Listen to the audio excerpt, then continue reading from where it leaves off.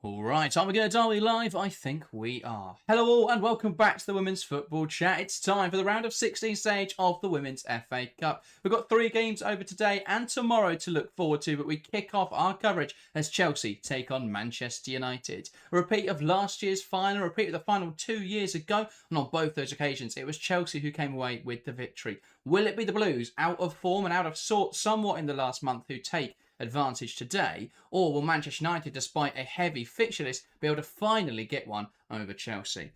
Harry, this is a big game. You said a lot on the channel recently you feel this is a game which almost dictates who will go on to win this competition. Why do you feel that way? I think that, over the last few years, these sides have had a massive say in the FA Cup. Obviously, between the two of them, they've won the last 3 editions. And as you said, you mentioned those 2 finals there, but they met in the semi-finals 2 years ago. And these 2 teams are, historic in the Women's FA Cup at the moment, and they really seem to be dominating the domestic cup. And it's been really exciting to see these 2 sides battle. The fact they meet again is really exciting. Bit of a shame it's so early on, but that's why I think that whoever wins it has got a great shot of going on and winning the whole competition. But yeah, today is set up so nicely. 2 sides that have done really well in this competition. 2 sides that are playing pretty decently at the moment, especially Man United, who haven't lost a game in 2026 yet. It's set up perfectly for another brilliant showdown when everything's on the line between these 2 sides. I feel this has been a really interesting rivalry because we saw it emerge initially because there was a little bit of conflict between Hayes and Skinner, less so than Hayes and Ida, but there was still a little bit of conflict there. They went head to head in the title race in 2022. They then obviously had the FA Cup final in 2023, and Chelsea at Manchester United in the FA Cup final last season. So these 2 have come to blows quite a few times, but it does feel like it's a very one-sided rivalry. I mean, earlier this campaign, the 2 sides drew away from home. That was for Chelsea at the Leigh Sports Village. And the 2 sides drew. But apart from that, it's been a fixture which Chelsea have historically dominated. Some big victories, most notably the 6-0 win on the final day of the 23-24 season, where they needed to overturn a big goal. And they wanted to get a healthy goal difference, and they put 6 past United on the final day to win the title. So we've seen Chelsea be really strong in this matchup, but it does feel that this season has shifted a bit. Chelsea obviously not as dominant as they once were domestically. Manchester United have had a fairly impressive season. They're the only side that are in every competition. So, yeah. I mean, they're the only side that could really be in every, well, apart from Chelsea. But Man United and Chelsea, the only 2 sides that are left in every single competition. And for a United side who, yes, they won the FA Cup 2 seasons ago, but apart from that, haven't had a load of success at the top level. It does feel that with those 4 trophies on offer, there's a great opportunity for Manchester United to do something. Now, of course, the league isn't one they can win, and the FA Cup is one they've won before. But if they can claim something this season, that would be really strong. Let's get into the lineups then. We'll begin with the host, Chelsea, as we are at Kings Meadow today. It's a 4-3-3, or, well, very interesting formation what we've seen from Chelsea recently, but almost 4 central midfielders in a sense. But a 4-3-3 on paper for the Blues. In goal it is Hannah Hampton, a back 4 of Carpenter, Bronze, Germa and Berman. In the midfield 3, Walsh a sitting player with Cuthbert and Nusken, the midfielders in front of her. Kana Reid on one wing, Thompson on the other, and Lauren James once again leading the line. So we've seen Chelsea do this quite a lot recently, play without a recognised striker. Is that the right decision for a game like today? Yeah, I think so. Again, sometimes you do want a bit of a presence in this game, but I think for Chelsea, you've got to stick with what's working. It was a bit out of sorts. They switched to playing this way without a recognised number 9, and it's worked against Tottenham and it's worked against Liverpool. And while those 2 sides aren't of the quality of Man United, they're not too far away. So that will be positive, is that it has worked for Chelsea against some very challenging oppositions. I think that, again, it's going to be very intriguing to see what United do, but I like it from Bonpassor. I like it from Chelsea because if they can, between the rotation of, usually it's the Nusken and James who like to drop in and out of the most forward, being the most advanced player. But if you can get players like Laetitia, if you can draw them out of position, and you're going to give yourself opportunities, you're going to create space for other players to get in behind, and especially with the backline that Manchester United have gone for today, I think that Chelsea front line will be able to move them around a bit and try and pull them apart. So I don't mind it. I think that it's the right way to go. Especially with Beaver Jones only just coming back on the mend, and Sam Kerr wasn't in good form, and then obviously she's off the Asian Cup. So I think it's the right call. It's worked for Chelsea the last couple of weeks, and I think it could be quite positive again today. Yeah, I think it's really interesting. For me, I think what Chelsea will be looking to do today is double up really effectively on the right-hand side. Mallard playing that left wing role isn't as defensive as United would love. I think that if possible, they'd have played Fridolin Rolfo today, and obviously Anna Sandberg. What Chelsea can look to target, though, is the fact that Mallard's quite an attacking player for that left-hand side, and Dominic Janssen isn't naturally a left-back. So if that Carnery Carpenter combination, which has been a little bit clunky in the last few weeks, if that can start to work today, I think that gives them a great chance of being able to double up effectively on the right-hand side and then be able to create chances in the penalty area or chances in and around the box. Now, that for me, though, does leave it a little bit interesting as why we don't see Sam Kerr today, because I do think that United at times will drop very deep. We know what to expect from United in big matches. They tend to drop very deep, very narrow, very compact. So if they're going to play that way, are you going to be able to break that down without a striker? I guess the argument would be that if they can vacate the box, they'll have lots of options on the edge of it, and United putting everyone in the penalty area isn't actually marking anyone. And perhaps that will come to fruition, and notably a goal that Chelsea scored last weekend against Liverpool was Lauren James pulling wide to receive it, combining in that wide area, cutting inside and firing to the near post. And so that kind of situation can be what they draw today. But I don't know if Chelsea are creating enough big opportunities. They created 2 chances against Liverpool, they took them both. The fear will be, though, that if they can't consistently create big opportunities today, because you're not going to get them all. Tyler is a fantastic goalkeeper. You're not going to score every opportunity. If you can't create with consistency, will Chelsea be able to score goals today? Let's take a look at the visiting side then. Manchester United, a 4-2-3-1. In goal, it's Fallon, Tullis, Joyce, a back four of Lundqvist, Letitia, Turner and Dominic Janssen. In the pivot, it's the usual lineup of Ziggy Otiolma alongside Hinata Miyazawa. On the right wing, Jess Park. On the left wing, Melvin Mallard. In that 10 role today, Lisa Nalsoon. And leading the line, it's Ellen Vangerheim.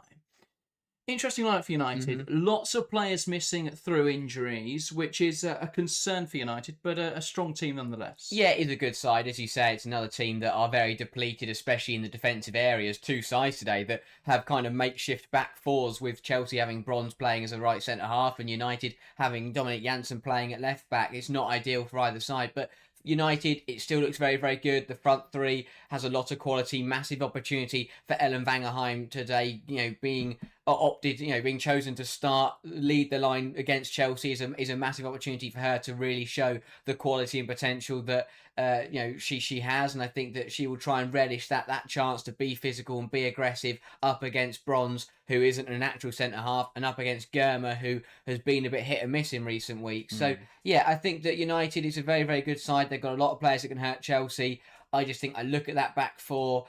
Janssen could potentially be a weak point playing at left back. Still a very good player, but not naturally a left back. And the fact that it's the same back four and it's mostly the same team that started on Thursday could come back to hurt them, especially as we get later on into the game with the bench not being as strong as they'd like. So it's one of those where it looks good from the off for United, but when will we see that congestion? Will we see that fatigue start to kick in as the game goes on? That could be a massive deciding factor in who progresses in this game.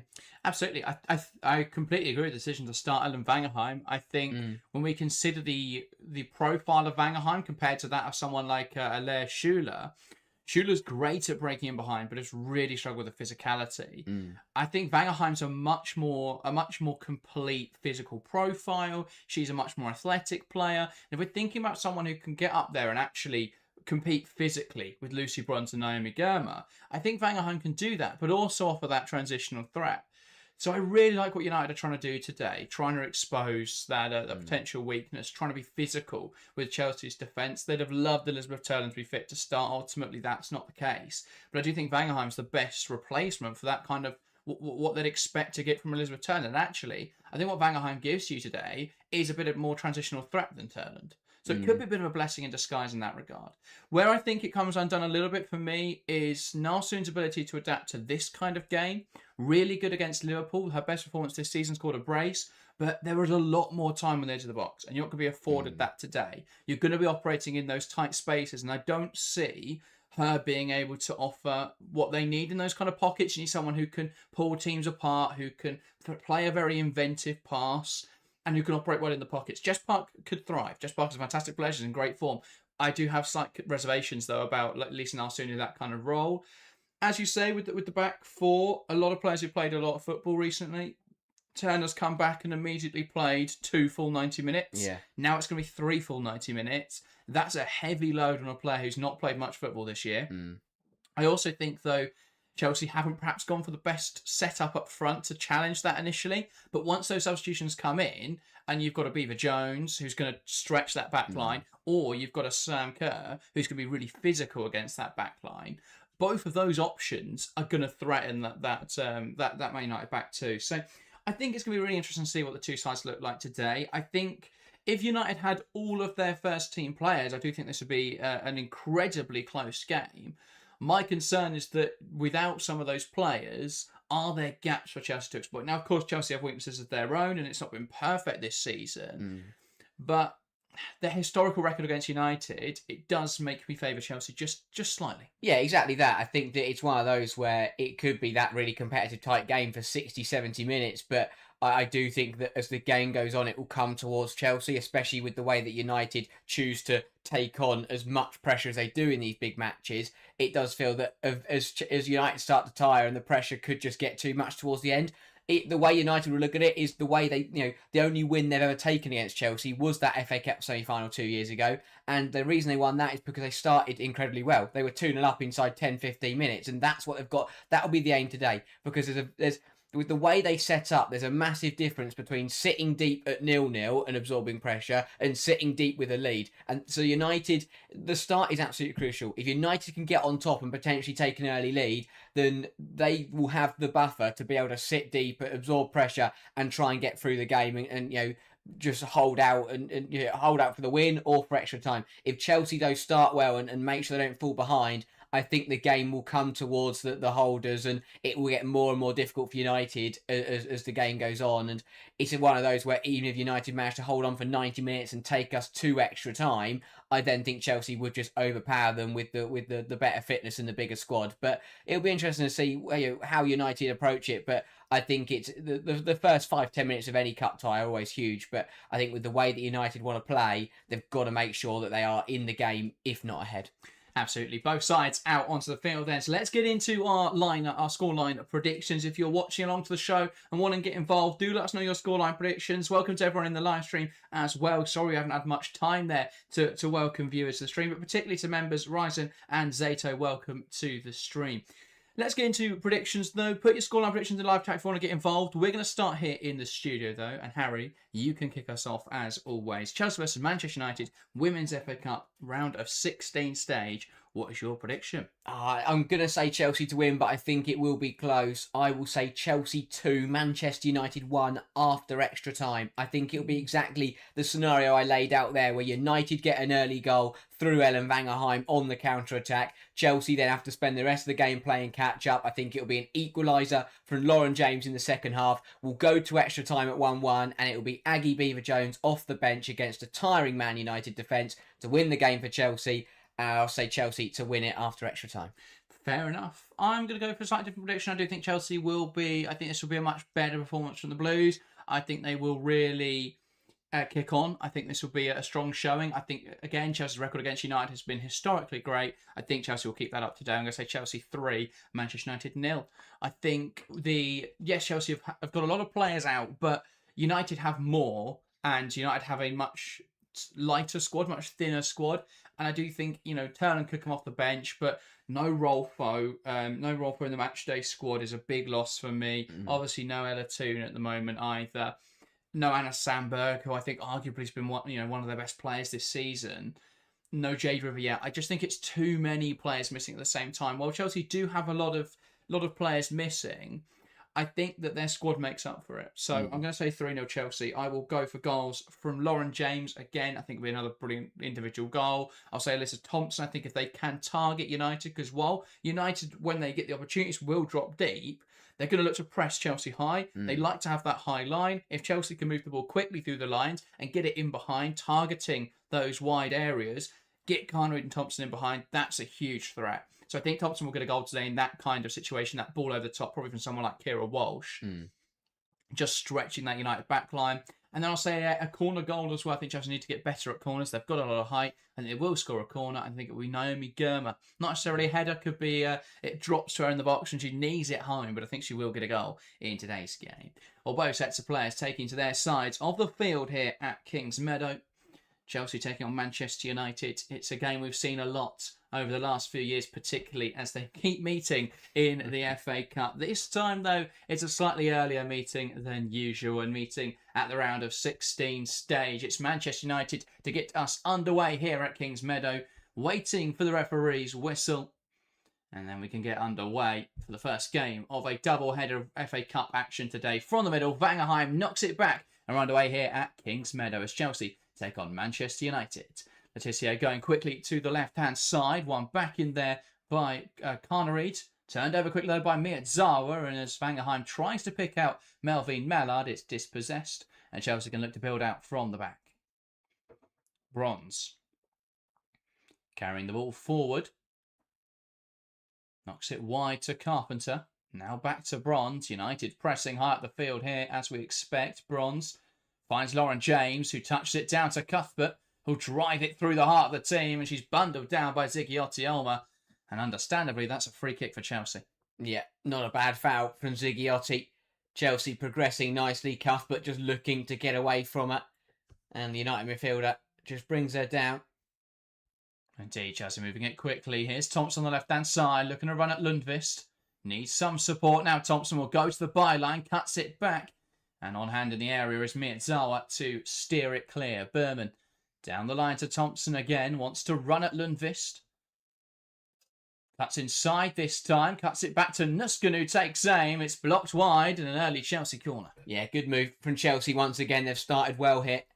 Probably Hannah Lundqvist's biggest test in United shirt so far. She goes up against Alyssa Thompson, who cuts it back nicely. And Nusken taking on the early shot. Don't mind that. Chelsea looking to be positive. Don't want to dilly-dally on it too long. Gets the shot away, wins a corner. Indeed. So what can they make happen from this set piece? Erin Cuthbert, the player over the corner. Plays it short to Lauren James. James trying to create space for the cross. Takes on Jess Park. Ball in. Mallard steers it away, and Walsh's effort from the edge is blocked. Cuthbert's is blocked as well. And that will trickle out for a Chelsea throw-in on the far side. I like the fact Chelsea are taking shots on early. It's good to see. You mentioned in the Liverpool game they didn't have enough chances and didn't. Yes, they scored the ones they created, but there wasn't enough chances created. But getting shots off early, they're trying to test United, keep them under pressure. Put the ball onto Tullis Joyce in the early stages. It's a good start. Indeed, Chelsea moving it backwards now. Update across the Women's FA Cup as well. West Ham have got one back against Brighton. That's 2-1 with 15 minutes to play. Arsenal leading Bristol City as well. Kim Little with that goal after 25 minutes to break the deadlock. Bronze carrying it up the line. Nalsund will stick with her. Finds Carnegie, who holds the width well. Tries to poke it inside. Not sure who the intended target was. And it's won back by United. Letitia out towards the right-hand side. Lundqvist will get there. And finds Jess Park, who bounces back to Miyazawa, and Germa winning it off Vangerheim. I think it's a good matchup for both Germa and Vangerheim today, because you've got two players who are new-ish to the league, two players who are fairly inexperienced, and two players who you have question marks over their ability to be physical in this division. This is a great opportunity for the two of them to go up against each other and really prove themselves, whichever one comes out on top. Walsh under pressure here, back to Bronze, into Walsh. It goes to Hampton. Especially if you're Naomi Germa, though, because of, I think, the performances in the bigger games against City and Arsenal weren't good from Germa. And I think today is a good opportunity for her to kind of right some wrongs. Indeed, that's overhit from Nusken into a central area. Flicked over the shoulder by Nalsoon. And picked up again by Kira Wells. Chelsea with all of the ball in these early stages. 72% possession in the opening 3 minutes. United happy to just play the way we've seen them play every time they match up against a big team. Very conservative, very defensive. But if it gets them a result today, they'll be very happy with that. Cuthbert, good control, heads it to Carpenter, who finds Bronze. Looks up, can't find an option, finds Carpenter to Cuthbert. Back to Lucy Bronze. And now Chelsea moving from right to left. And I think the thing with United's way of playing it in big games is it's more suited to knockout football, because in the league, playing that way, you're only really going to get a draw out of it unless you can find on the break. But knockout football, you can win games by just drawing all the way through the penalties. Well, that's the thing. I mean, you mentioned that. It's been shown this season, been proven this season. They haven't beaten any of the top few teams in the league. They've had a lot of draws in there, but they haven't beaten any of them. And then in the League Cup, they knocked Arsenal out in the semi-final stage, where they played a very similar way, but they were able to edge out that kind of fixture. It is more difficult in the league. I completely agree. Walsh into Bronze. And it's picked off by Miyazawa. What can United do here? Plays it towards Jess Park, and Berman wins it back. And Chelsea get away with that one. A poor pass out from the back. Miyazawa picked up on it, and great pressure from Chelsea here again. Berman able to release it in time. Thompson finds James, who will turn and drive this ball forward into Alyssa Thompson again. Chelsea have United running backwards. Thompson slips through Carnery. Great ball. What can Carnery do? Tries to chop back. Janssen stands her up well. Forced into the corner now on the left-hand side. James could have knocked that one into the box. Didn't like the options that were in there, though, and Chelsea moved backwards once again. Walsh finding Alyssa Thompson, who pulls back into the pocket. Berman. Now Germa. Chelsea trying to penetrate now. And finds Hannah Hampton. But that's where you need your wingers to be direct. When you're going to play this kind of system where the striker drops out, you need wingers to be direct. And you do just feel that Carnery isn't the perfect fit for that. Yeah. Never look comfortable receiving it in that kind of position. No. Does enjoy this kind of position. Poor pass from Carpenter. Carnery works hard. Can't quite keep it in play. Yeah, it was indecisive from Carnery. It was a brilliant ball through from Thompson. The first touch is good, but she didn't really commit either way. She either has to take that across the goal on her left foot or pull out the JRK chop and then, have a go with her right foot. But she didn't really commit to the chop. But you could tell she never wanted to take that on her left foot, and in the end didn't really make a decision, and Janssen could run her out of road. And I think a missed opportunity there for Chelsea, the fact that she didn't even get a shot away. If at the end of the day, if you go with your left foot and Janssen blocks it, you're going to win a corner. So a bit of a missed chance there for Carnery. Yeah, absolutely. I also think you've pulled Janssen there into a position where she's comfortable defending. Where you want to target her today is in those wide areas. Janssen going down the line. Bronze stopping that ball, getting to Vangerheim, and hooks it out of play. United with the throw-in on this near side. Janssen sauntering up the touchline to take. She has options down the line here, Dominic Janssen, and tries to aim for Melvin Mallard. One back by Carpenter. Ball falls in no man's land, and it's Nuskin who pounces, and Cuthbert under pressure, unable to keep that under her control. So a United throw once again. Ball down the line. Mallard more successful this time, nodding towards Vangerheim. Now soon. Park, Ziggiotti looking to stretch the play. And Lundqvist will get there. Thompson in pursuit. Lundqvist forced backwards for now. Letitia delivering it in towards the penalty area. Mallard heads on goal, but a weak effort. And a comfortable claim for Hannah Hampton. Yeah, not quite the execution Mallards were looking for. Lovely ball in from Letitia, deep cross, and you kind of want to be able to finding the head of Vangerheim there rather than Mallard. Carpenter does well to challenge, and the header wasn't great from Melvin Mallard, because that's not the kind of play you want to be picking out with those crosses. Cuthbert under the cosh finds Walsh. Looking to stretch the play now with a direct pass. Carnery makes that central run, and Letitia shields it back to Tallis Joyce. Punts it back into the midfield zone. Nuskin wins the header. Turner wins it unopposed. Drops for Cuthbert. And now Thompson trying to exchange with James. Thompson again takes aim. Great stop from Fallon Tallis Joyce. A lovely combination between Lauren James and Alyssa Thompson. And Tallis Joyce with a big stop. Yeah, Thompson is causing all kinds of issues for Hannah Lundqvist at the moment. It's a lovely give and go between her and Lauren James. And this is what I mean about just taking that shot on first time. Carnery was indecisive a moment ago. Thompson picks this out nicely. First time on her left foot, goes for goal and forces a brilliant save out of Tallis Joyce. That's what Chelsea need to do today. Cuthbert puts it into the area, cleared away by Letizia, will drop again. Oh, it looked like a may drop for Cuthbert. She lets it go, though, as that goes out for another corner. Again, you mentioned Chelsea not using corners. It's the third of the game now, and I'm really intrigued to see where this one goes. Well, they went short with the first, didn't they? And they're trying to be more penetrative here into the box. It bounces through, drops on the goal line there, and Germa can't quite get to it. And that bounced up across the face of goal, and no one in a Chelsea shirt could react. Someone's got to turn that home. Bouncing ball in the opposition penalty area. Someone in a blue shirt has got to make contact with it. United have got away with one there.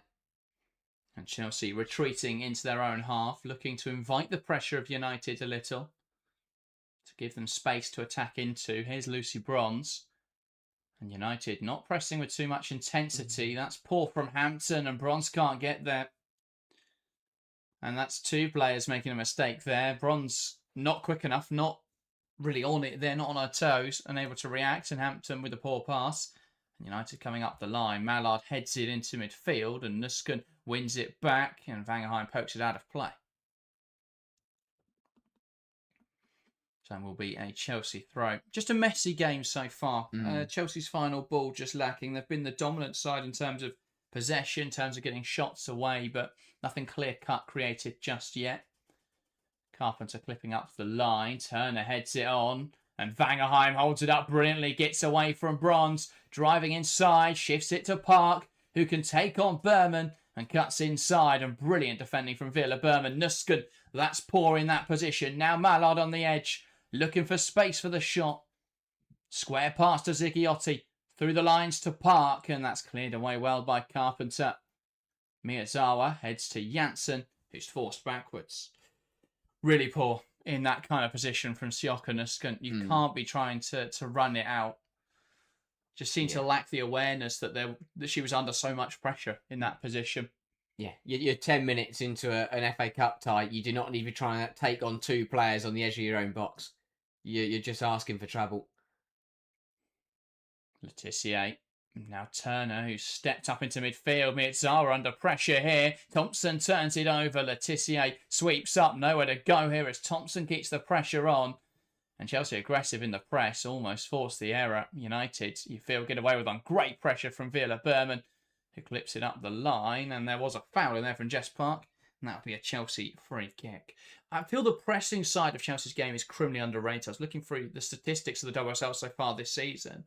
Chelsea is statistically the best pressing team in the league. I don't think it's something you'd associate with Chelsea, but showing it to full effect in the opening stages here. Yeah, really good. That's the first time United have really had the ball in their own third, and they've really struggled to deal with it. Ziggiotti got dispossessed. It fell kindly for Letizia, who then ran herself into all kinds of trouble, and they eventually worked it down the line just for Berman to win it back and Park to take her out.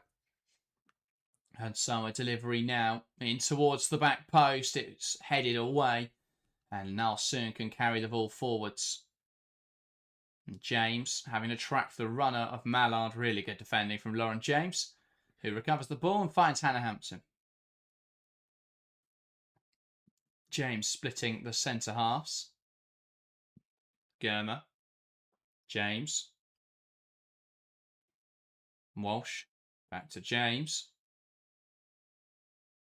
who feeds it to the left-hand side. Berman had the option down the line. Goes back to Germa instead. And Chelsea now will shift from left to right. Bronze. Into Carpenter. Bronze. Carpenter. Back to Bronze. Bronze looks up, just wanting to clip that ball forwards. Letizia brings it under control. Nusken wins it back. James touching it in behind. Wrong direction really though, but Janssen's under pressure. Brilliant work from Carnereid, who can carry it forwards now. Carnereid needs some support. Can she take on Janssen? Goes to our outside. Ball in, clipped on. And that will fall to Jess Park now, who can carry this ball away. Goes down the line. Ziggiotti making the supporting run. Walsh sticks with her. Ball cut into midfield and Cuthbert wins it back. Let off for Dominique Janssen. Bit of an end-to-end football game in the last few moments, with both sides coming forwards but not really threatening. Cuthbert carries Ooh. forwards. That's a poor pass. Mallard picks it off. Now cuts inside. Park in this pocket. Plays it into Narsoon. Mallard. One back well by Carpenter. Will drop for Ziggiotti. Narsoon. Back to Ziggiotti. Clips it into the path of Mallard. One more into Park, who's pulled to the left-hand side. Can she create something? Cuts in. A good shot. Parried away well by Hampton and away from danger. And it's Thompson who can carry this forwards. Forced backwards into Berman, and Chelsea will settle on the ball once again. James. Turning out, looking for the option down the line. Now comes back inside, then goes back out wide. Brilliant stuff from James as she powers past Ziggiotti. Miyazawa now keeping up. Great stuff from James. Plays it into Nuskin. Wide to Thompson. Waiting for the support. Finds James again. And she's going to go for goal from this kind of area, and that well wide of the mark. Yeah, probably not the right decision, but brilliant football from Lauren James. But let's go back up the other end for a moment. Hannah Hampton with a really good save to deny Jess Park. United turning the ball over high up the pitch, and Park just darts inside it, gives herself half a yard. Carpenter doesn't get close enough and allows Park to just curl one towards the back post, and a good save from Hampton. And Chelsea then did well to move it up the pitch. James just making the wrong decision to have a shot from there. But it's, as I say, the game, it's very scrappy in the middle third, and that leans into what United want to do. I think the end-to-end nature, again, it's one of those where I think United, end-to-end doesn't really suit either, because Chelsea want the control and United want to be defensively solid. But by being end-to-end, it's leaving both sides with opportunities to score, but also a little bit open. Indeed, Carpenter. Aggressive with Mallard, and I think deemed to be over the line there. So that will be a United free kick. Yeah, just holding her there, Ellie Carpenter. Don't think she'll have too many complaints about that. Didn't get to the ball. Zato says people are making good runs, but James is indecisive. I don't think anyone made a good run there. Nuskin tried to offer an option in the box, which is the right decision, but it's not a great run. There's no one that was in acres of space. Letitia. Lundqvist. Now Park. Walsh. Park goes backwards, and Lundqvist will get there. And Germa wins it back. That's a United free kick. Thompson deemed too aggressive. She made a challenge on Lundqvist. I think the problem you've got at the moment is that United are forcing Chelsea into positions they don't want to play in, and Chelsea are forcing United into positions they don't want to play in. Yeah. Both are dropping deep. Chelsea want to manufacture those transitions. United want to sit deep, soak up the pressure, and then look to hit in behind. And neither are really happening right now. Throwing for United on the far side. Turner finds it forwards. Brilliant work from Vangerheim. Strong challenge from Germa, though. Really good challenge. Win the ball back. Yeah, good battle again between those two. We saw Vangerheim, manage to spin and get the better of Bronze a couple minutes ago, but whenever she's come up against Germa, it's been a lot tighter, and Germa's done well to just not allow her to turn. Bronze carries forward, look to hit it in behind. Carnreid not quite on the same wavelength as she'd dropped in to receive. And United recover possession. Letitia. Now Millie Turner. Back across to Letitia. Tallis Joyce. Beckoning her players to come and offer a short option. Happy just to stand on the ball with one not becoming available and punts it out of play. Not happy there, Tallis Joyce, quite evidently with their lack of options. Yeah, it felt like that punt out of play was more of a point being made than an actual attempt at passing it to anyone. Everyone just seemed to kind of run away from her. I feel like she had the option there to just wait a little bit longer. Like, wait until you invite that Chelsea pressure. And then, you give yourself a little bit more time to see if that gap appears. Instead, you could just tell a bit of frustration there from Tallis Joyce. Uncharacteristic frustration, really. Worst comes to worst, you invite the press, then you just play it 5 yards to Letitia. Yeah. Or Ziggiotti, or Miyazawa. Yeah. Who've got players on their back, but they can all receive under pressure. Yeah. Nuskin. Down the line to Thompson, who can't quite hold on to that. That's given us a Chelsea throw-in, which I don't even think the Chelsea players agree with, really, as Thompson made no attempt to go and get that ball. Yeah, not sure about that one. James. Forced backwards. Shifts it into Hampton. Now Chelsea moving to the right-hand side. Bronze carries it forwards.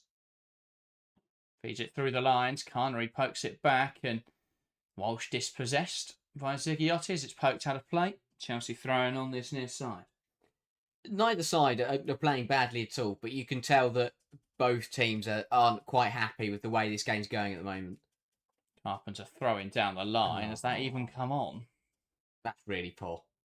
They've tried to throw it down the line and it hasn't even come into play. And United will have a throw of their own. But I think Skinner will be happy. But in terms of the fact they've got through 20 minutes, it's 0-0. But I don't think both sets of players don't seem to be 100% content with the way this game's gone. No, not yet. I think it's going to be quite a cagey affair. It's kind of what you expect from these kind of games.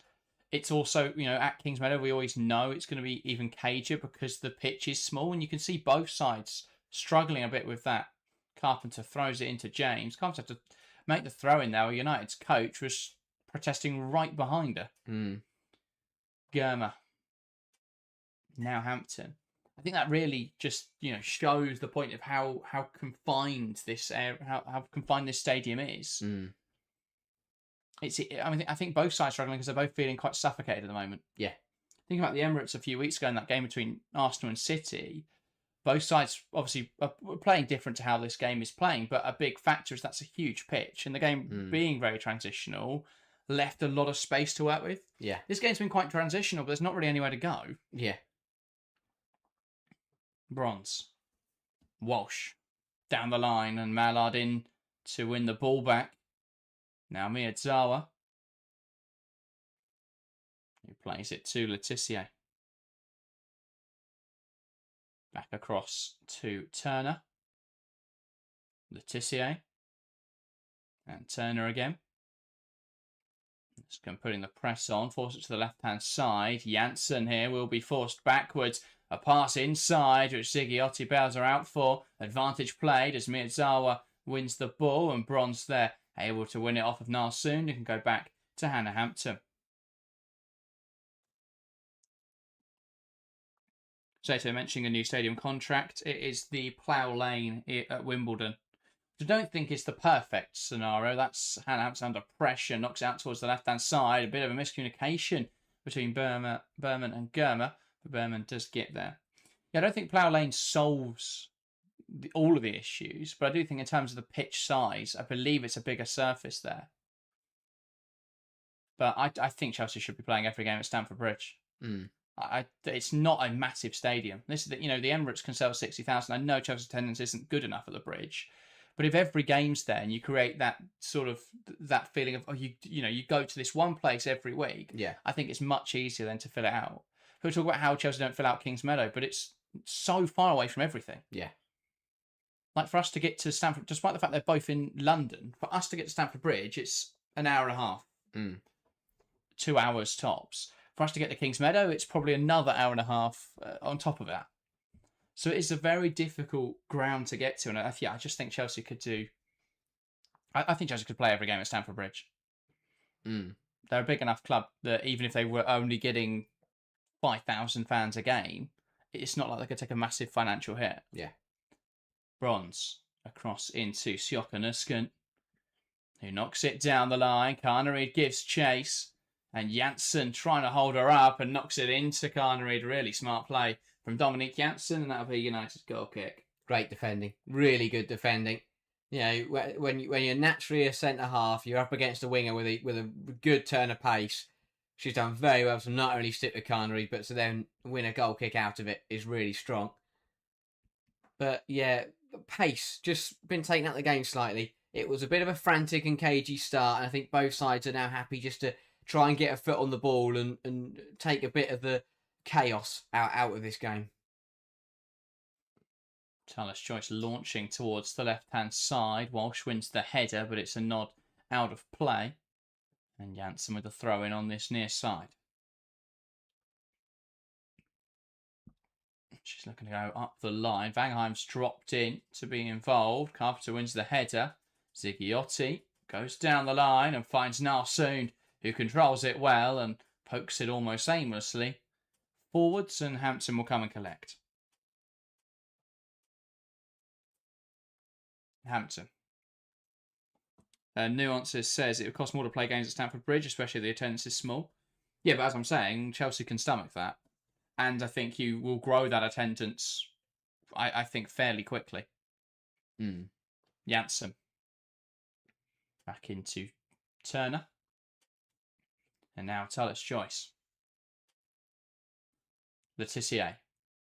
Back to Tullis Joyce.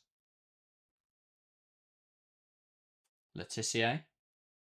To Tullis Joyce. James puts the pressure on, and that's pour out from Tullis Joyce. Carnage will get there. Pokes it inside, and that's over here and misplaced. And that a great chance to pounce on a United mistake. Chelsea unable to capitalise. Ziggiotti carries the ball forwards out towards the left-hand side with Mallard, who wants to run at Carpenter. Takes it to the byline, cuts it across, will run through. Park takes aim, and a poor effort from Park.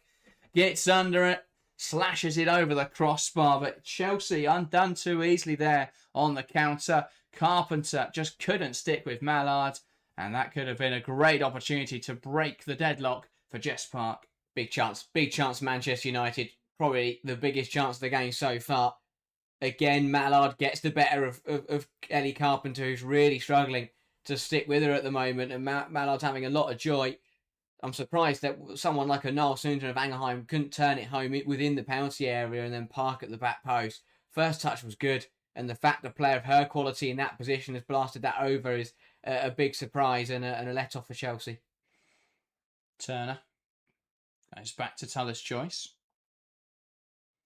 And now Letitia building out, looking to hit that one long, and that will run on through and run all the way through for a Chelsea goal kick. So once again, Chelsea with a chance to build out from the back. But yeah, I mean, 7 shots between the two sides in the first 26 minutes. Neither side has generated more than 0.2 XG total, though. Bronze.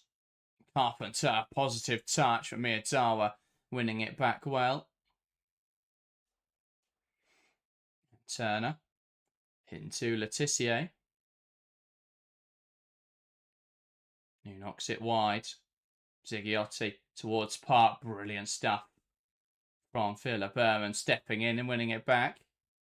Germa tries to play it inside. Ziggiotti giving it away to Nuskun. Now Thompson, who can take Lundqvist on down the line here. Thompson still carrying it forwards. The cross is blocked inside. Carnereed touches to James, who does try to take the strike on, but it's too close to her, really. Yeah, a bit of an awkward one. That's the first time in about 10-15 minutes that Thompson's been able to have a run at Lundqvist. That's where Chelsea are getting all their joy, because Hannah Lundqvist just can't seem to contain Alyssa Thompson at the moment. There's a slight deflection on the cutback, which made it difficult for Carnereed to work with, but she tried to get it to James, who took it on, but that was going to be very difficult to try and trouble Tullis Joyce from there. I just don't think Thompson's been decisive enough yet. She's getting into that position, she's choosing between the two options, then she bursts down the line. But by the time she makes that decision, she's so close to the touchline that United get back in and there's nowhere really to go. I think she's got to drive early. You're quicker than Hannah Lundqvist. Even if she makes the right decision and follows you, Thompson's going to get away from her. Carpenter running at Dominique Janssen now, clips it in. That's a good ball. And Tullis Joyce able just to touch that away for a Chelsea corner. Yeah, brilliant from Carpenter. Again, that's the first time this game that Carpenter has been able to push on and have a go at running past Dominique Janssen, gets the better of her. The cross was good, and there's got to be a call there for someone in a United shirt to tell Tullis Joyce that she can leave that or catch it. Instead, she just prioritises getting it out and gets a hand to it to put it away. And a bit of a needless corner conceded here by United. Indeed, Cuthbert over this. Puts it on top of the goalkeeper, and Tullis Joyce does claim that one well. Chelsea unable to put enough pressure, really, on the United keeper. That there's the first time that we've seen Carpenter getting down the right-hand side. I think too often she's almost obstructed by Carnereid, who also wants to hold the width. It's just not quite functioning like how Chelsea want it to. Mallard, not soon, pulls wide to receive. Has options on the edge of the box, namely Jess Park, who gives it back to Narsoon. And back down the line to Park, who will be forced back here by Carpenter. Holds on to it well, though, Mallard. And now Miyazawa. Letitia. Miyazawa. And one back well in there by Carnereid, but it's touched on to Mallard, whose cutback is easily claimed by Lucy Bronze.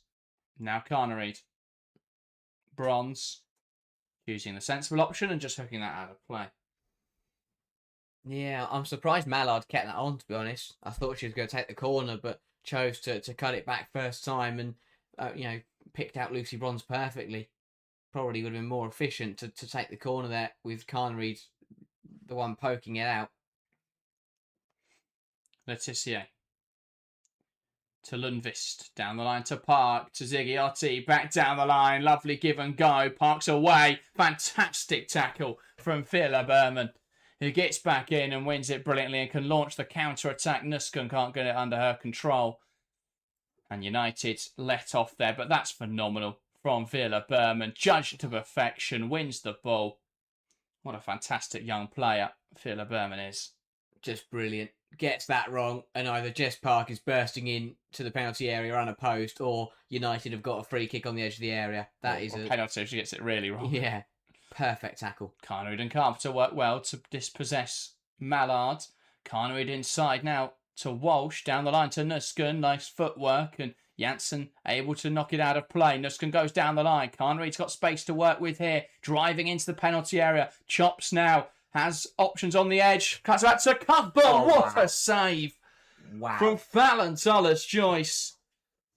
Too easily there. Chelsea break down the right-hand side. It's smart play from Carnereid, who chops, cuts it back. Cuthbert lets fly and just tipped there by the fingertips of Fallon Tullis-Joyce around the far post. Lovely move for the Blues. Big save from United's keeper. Huge stop. It's a great effort from the edge of the area, and Tullis-Joyce is a great save because she sees it late.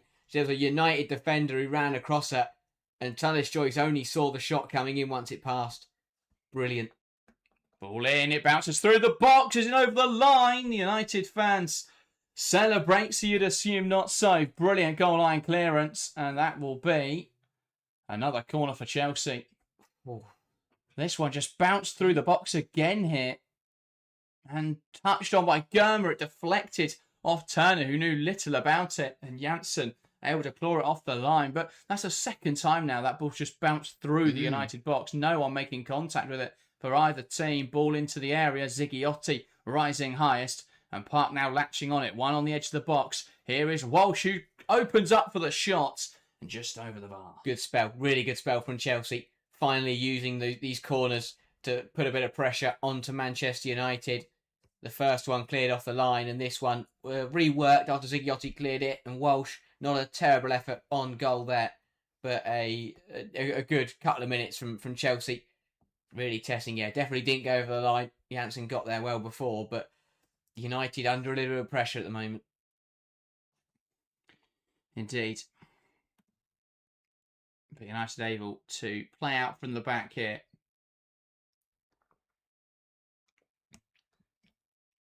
One back in midfield. Soon though turns it over. Ziggiotti and Turner at full stretch, but does manage just to poke it across to Letitia. Out towards the right-hand side. Lundqvist.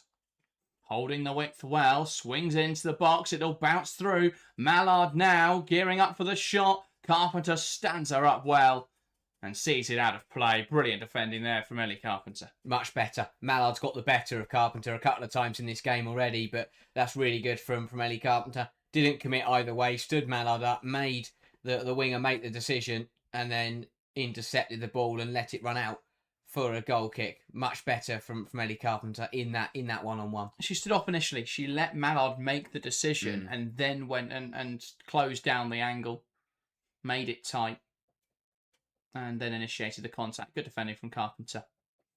Smart stuff there from Cuthbert just to roll and lets it run through to Nusken, who hits it on, and Carnereid, well, she'd have to be incredibly quick to get there, busts her gut, but won't get to the ball. That was pelted down the line by Shocker Nusken. It's 2 or 3 now that have just been absolutely launched down the line. I think, again, not quite realising how short this pitch is, which is just bizarre when it's players who've played on it for so long. But you just got to take a little bit off that. Yeah. But even so, that was that was hammered down the line, especially when you've got Carnereid, who is going to beat Janssen in that foot race because Janssen isn't a left back. You take a bit off it and trust Carpenter to win that foot race, which she will win more often than not, rather than just smashing it off the pitch at the other end. Even on a bigger pitch, that would have done well Carnereid would have done well to get there and then keep it on. But it's still good from Chelsea. Again, this spell is building, and United are just finding themselves dropping a little bit deeper. Carpenter thrown in. It drops for Cuthbert now in the area, who plays across to Berman, who could strike this. Chops initially, and then the shot blocked by Park, and out for a Chelsea corner. It is a bit of one-way traffic in the last 10 minutes. Chelsea with all the chances and all of the ball. United, at the moment, just having to soak up the blows. Yeah, good opportunities for both Cuthbert and Berman to shoot there, but bodies in the way for Manchester United. But it is a little bit of last-ditch defending, players just throwing themselves in front of these Chelsea shots. Cuthbert again. Delivers in towards the near post, headed away. Now dropping the edge of the box. Park will get there. Brilliant tackle from Bronze. And now a strike from Erin Cuthbert. And that one considerably over the bar. Yeah, not what she was looking to do. Not really sure why Chelsea went back to the near post. Everyone runs in towards the near post corner routine because that wasn't working before. And swinging it in and putting it on top of Talis Joyce was proving to be a bit more positive. But again, reworked well. Cuthbert's shot left a lot to be desired. I think I get what she's trying to do there, blast it at Talis Joyce, but I think you just got to lift that in there. Yeah. Hope there's a little nick on, or at worst, Talis Joyce gets a touch on or something like that. I don't think she was ever going to be able to find that goal from the angle. Thompson driving the ball towards the left-hand side, looks back now for support. Berman's pulled wide. Thompson back towards Villa Berman again, and now Germa. Goes back to Hampton, Chelsea. Looks initially to switch from left to right. That's a fantastic pass from Hampton. Pinning Thompson on the touchline. Down the line to Nusken, who's made the run. Letitia will get there and knocks it out of play. Smart stuff from Hampton. United read the Chelsea situation of going from left to right by switching it on them. It just left Thompson a lot of space. James. Berman. Back to James. He wants to take on Yulia Ziggiotti. She'll beat her. Good ball in. No one making the run, though. Mallard goes past Carpenter. Carpenter does stand her up, though. Just get back in well. Plays inside to Miyazawa. Carries it forwards. Now Vangerheim, who drops to receive. Germa will give chase. Lundqvist. Here's Park. Goes back to Letitia. But yeah, you need someone that's making the run into the box there. It's a great ball from Lauren James. It just seems, again, a lack of awareness from the other forwards of how that's going to play out. And, of course, you're missing an out-and-out number 9, so that's going to have an impact. But players like Nusken and Cuthbert, even Carnereid, should be able to anticipate that and make that run. Yeah. Germa goes back to Hampton, puts her under a bit of pressure there with that lifted ball. But she chests it down and they play out once again. Chelsea, Bronze to Walsh, who splits the centre halves. Now it's Bronze.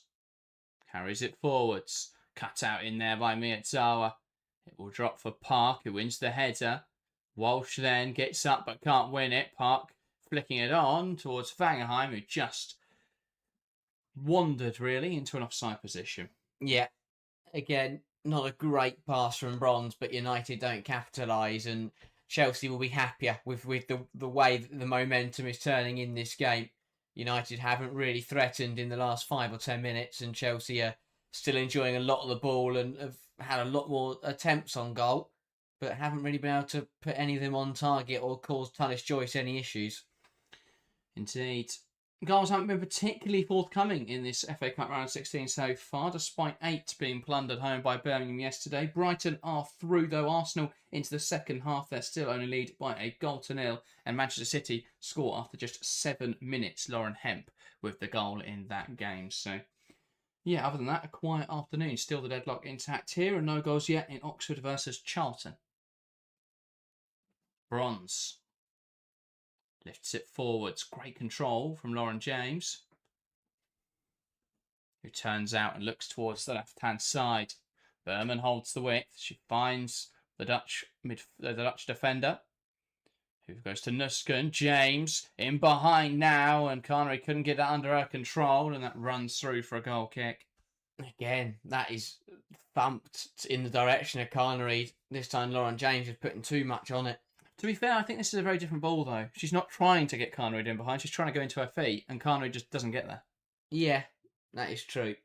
The others, they're going down the line. Yeah. Because you're looking to get Carnery in behind. There, she wants Carnery to control it and then make her own decision. I just think Carnery would have done very well to control that, even if she had managed to get there. But I guess, you take that on first time. Carnery would have the option to either bring it down or hit it first time. Tullis Joyce launches. Nusken heading it out of play. That's the United throw. United are under a bit of pressure at the moment, but this is exactly how they would have wanted it to play out, really. Be a bit more defensive, sit in a little bit. They're under pressure, but they're not, having to throw themselves around to keep the scoreline level. Tullis Joyce isn't pulling off magnificent saves. Well, she's pulled off one, to be fair. She has, but Chelsea haven't tested her enough. Chelsea haven't put her under enough pressure. No, 10 shots, 3 on target from the Blues, a total of 0.51 expected goals. Nothing clear cut yet. United going with the same sort of system we expected them to, very defensive. Chelsea builds to the right-hand side. Bronze. There's space to carry this ball forward here. She will do so. Tries to squeeze the pass forwards, and Mallard picks it off. And now there's space the other way for Mallard to come forwards. Carpenter gets back in, though, and wins it back. And Mallard gets tangled up with Bronze in an off-the-ball incident. Not sure what either of them were doing there. Chelsea now looking to capitalise. Bronze hits it in behind, and Carpenter's got the wrong side of Janssen here. Cuts it across. Letitia anticipates brilliantly. And Chelsea throwing on the near side. Brilliant reading of the game from Maya Letitia, but I think Carpenter's got to be more aggressive with that first touch.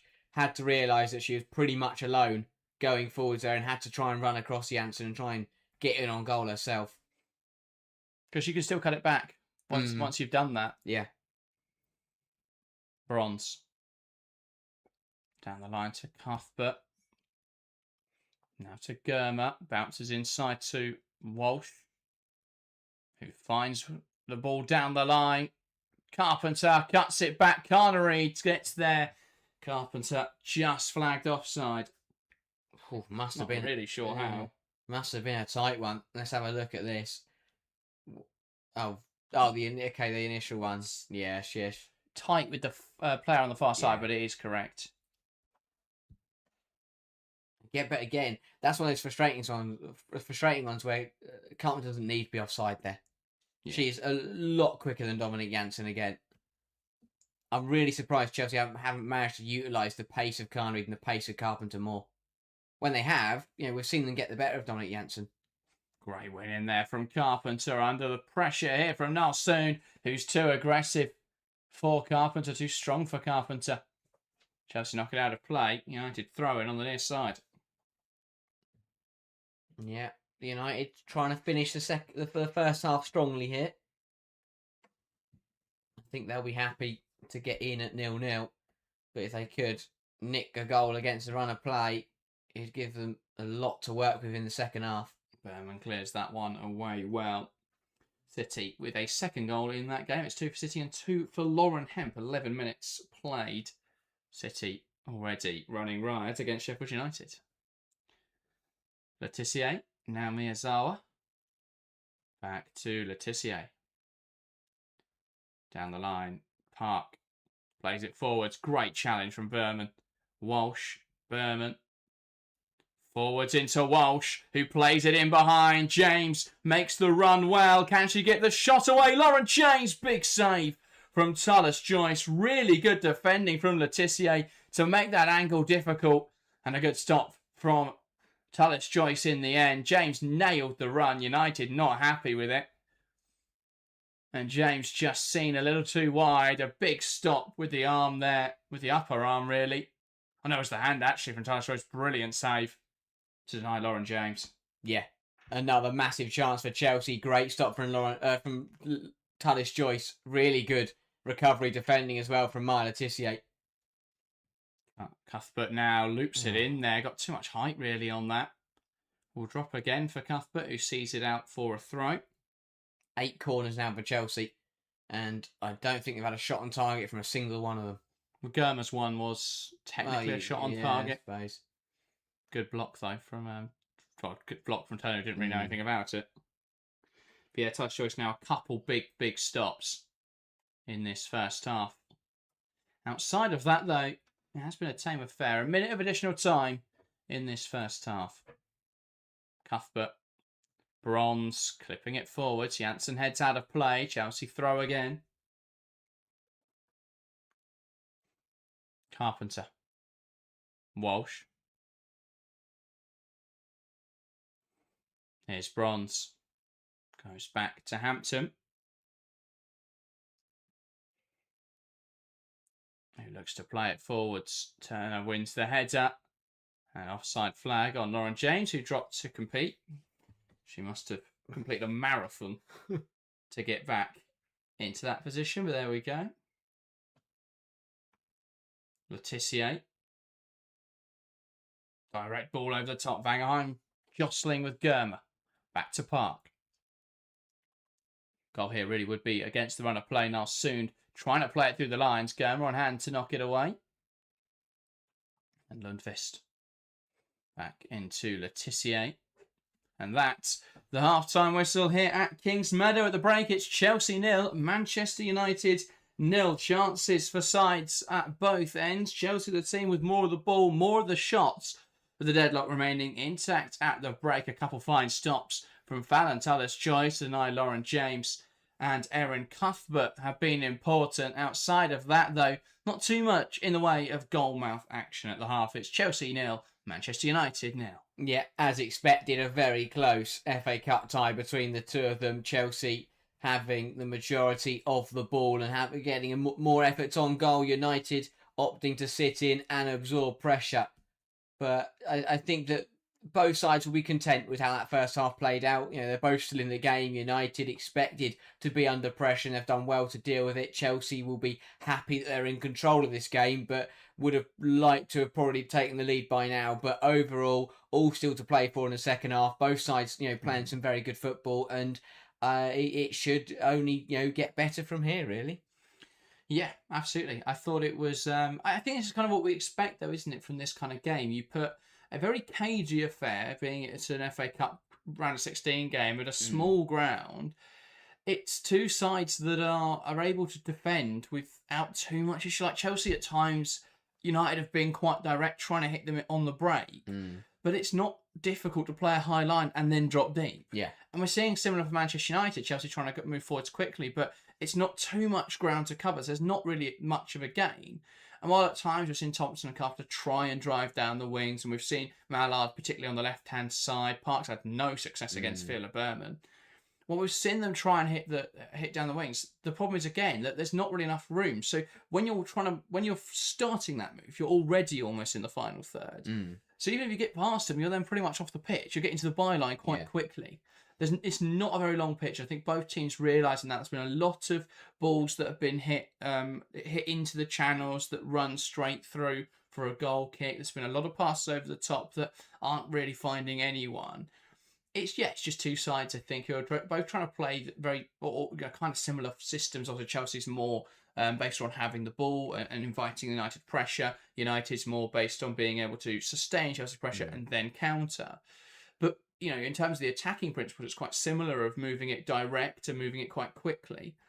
and it's both sides I think struggling with a lack of space at the moment. Yeah, exactly that. I think that, especially from a Chelsea point of view, it's one of those where it is frustrating that the best way to try and stop United playing this more reserved, conservative and deeper system is to, you've got to pull them apart. You've got to try and, split them so you've got space to work with. And when you do have that lack of space, it is difficult because it's easier for United to recover. It's easier to get back in. And as you say, it feels like, especially on this right hand side, Chelsea can't find the in between. But they want to get the ball in behind Dominic Janssen so that Carnegie and Carpenter can get the better of her.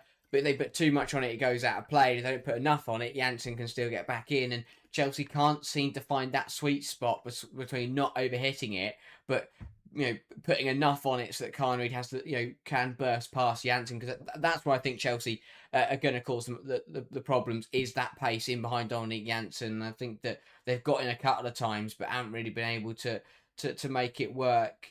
On the other side, it's a bit different because it's more Thompson running at Lundqvist, and although she has looked dangerous, hasn't really been able to get the better of her, and then go on and have an effort on goal. But yeah, Chelsea are just struggling to pull United apart at the moment, and a lot of shots, not many on target, mostly because they've come from range, which I don't mind because it means that Chelsea aren't stalling on the ball. They're not getting stuck, and they're not just passing it in a U shape like other top clubs do sometimes.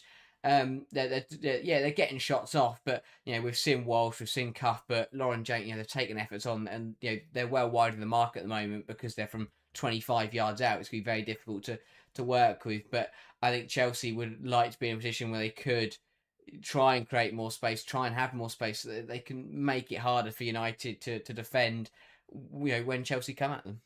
Yeah, no, I completely agree. I think what would be really interesting to see is someone like a Hamano in that right wing position, or someone like, Viva Jones will give you something very different to that, but someone who's going to come inside and wants to operate the pocket or the channel to allow Carpenter to overlap. Because I think there have been times where Carnegies making those central runs and they're not great.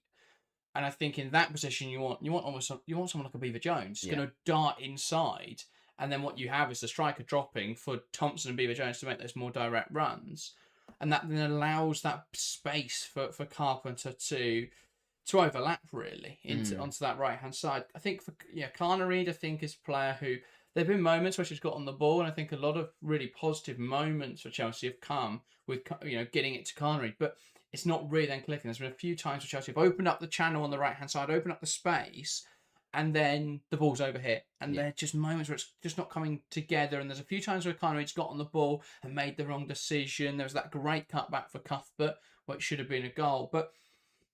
So I think it's difficult because there's moments where Carnegies really shown her quality, and there's others where she's shown that she's not an exact fit. And that is a bit of a juxtaposition there, a bit of a tension in what Carnegies' role is in this system. You've then got Carpenter trying to overlap, and I think there have been really good moments where Carpenter's got in behind, but that ball across the box or the ball in just isn't quite working at the moment. I don't think it's been negative though for Chelsea. I think this has been a positive first half for Chelsea. I think they've limited United really effectively. United have had one shot on target this whole game so far, 3 shots total. Nothing that was seriously going to trouble Hannah Hampton. There was the good effort from Jess Park, which forced a save, but it wasn't a point-blank effort. It wasn't a clear-cut chance. It was just well created by Jess Park.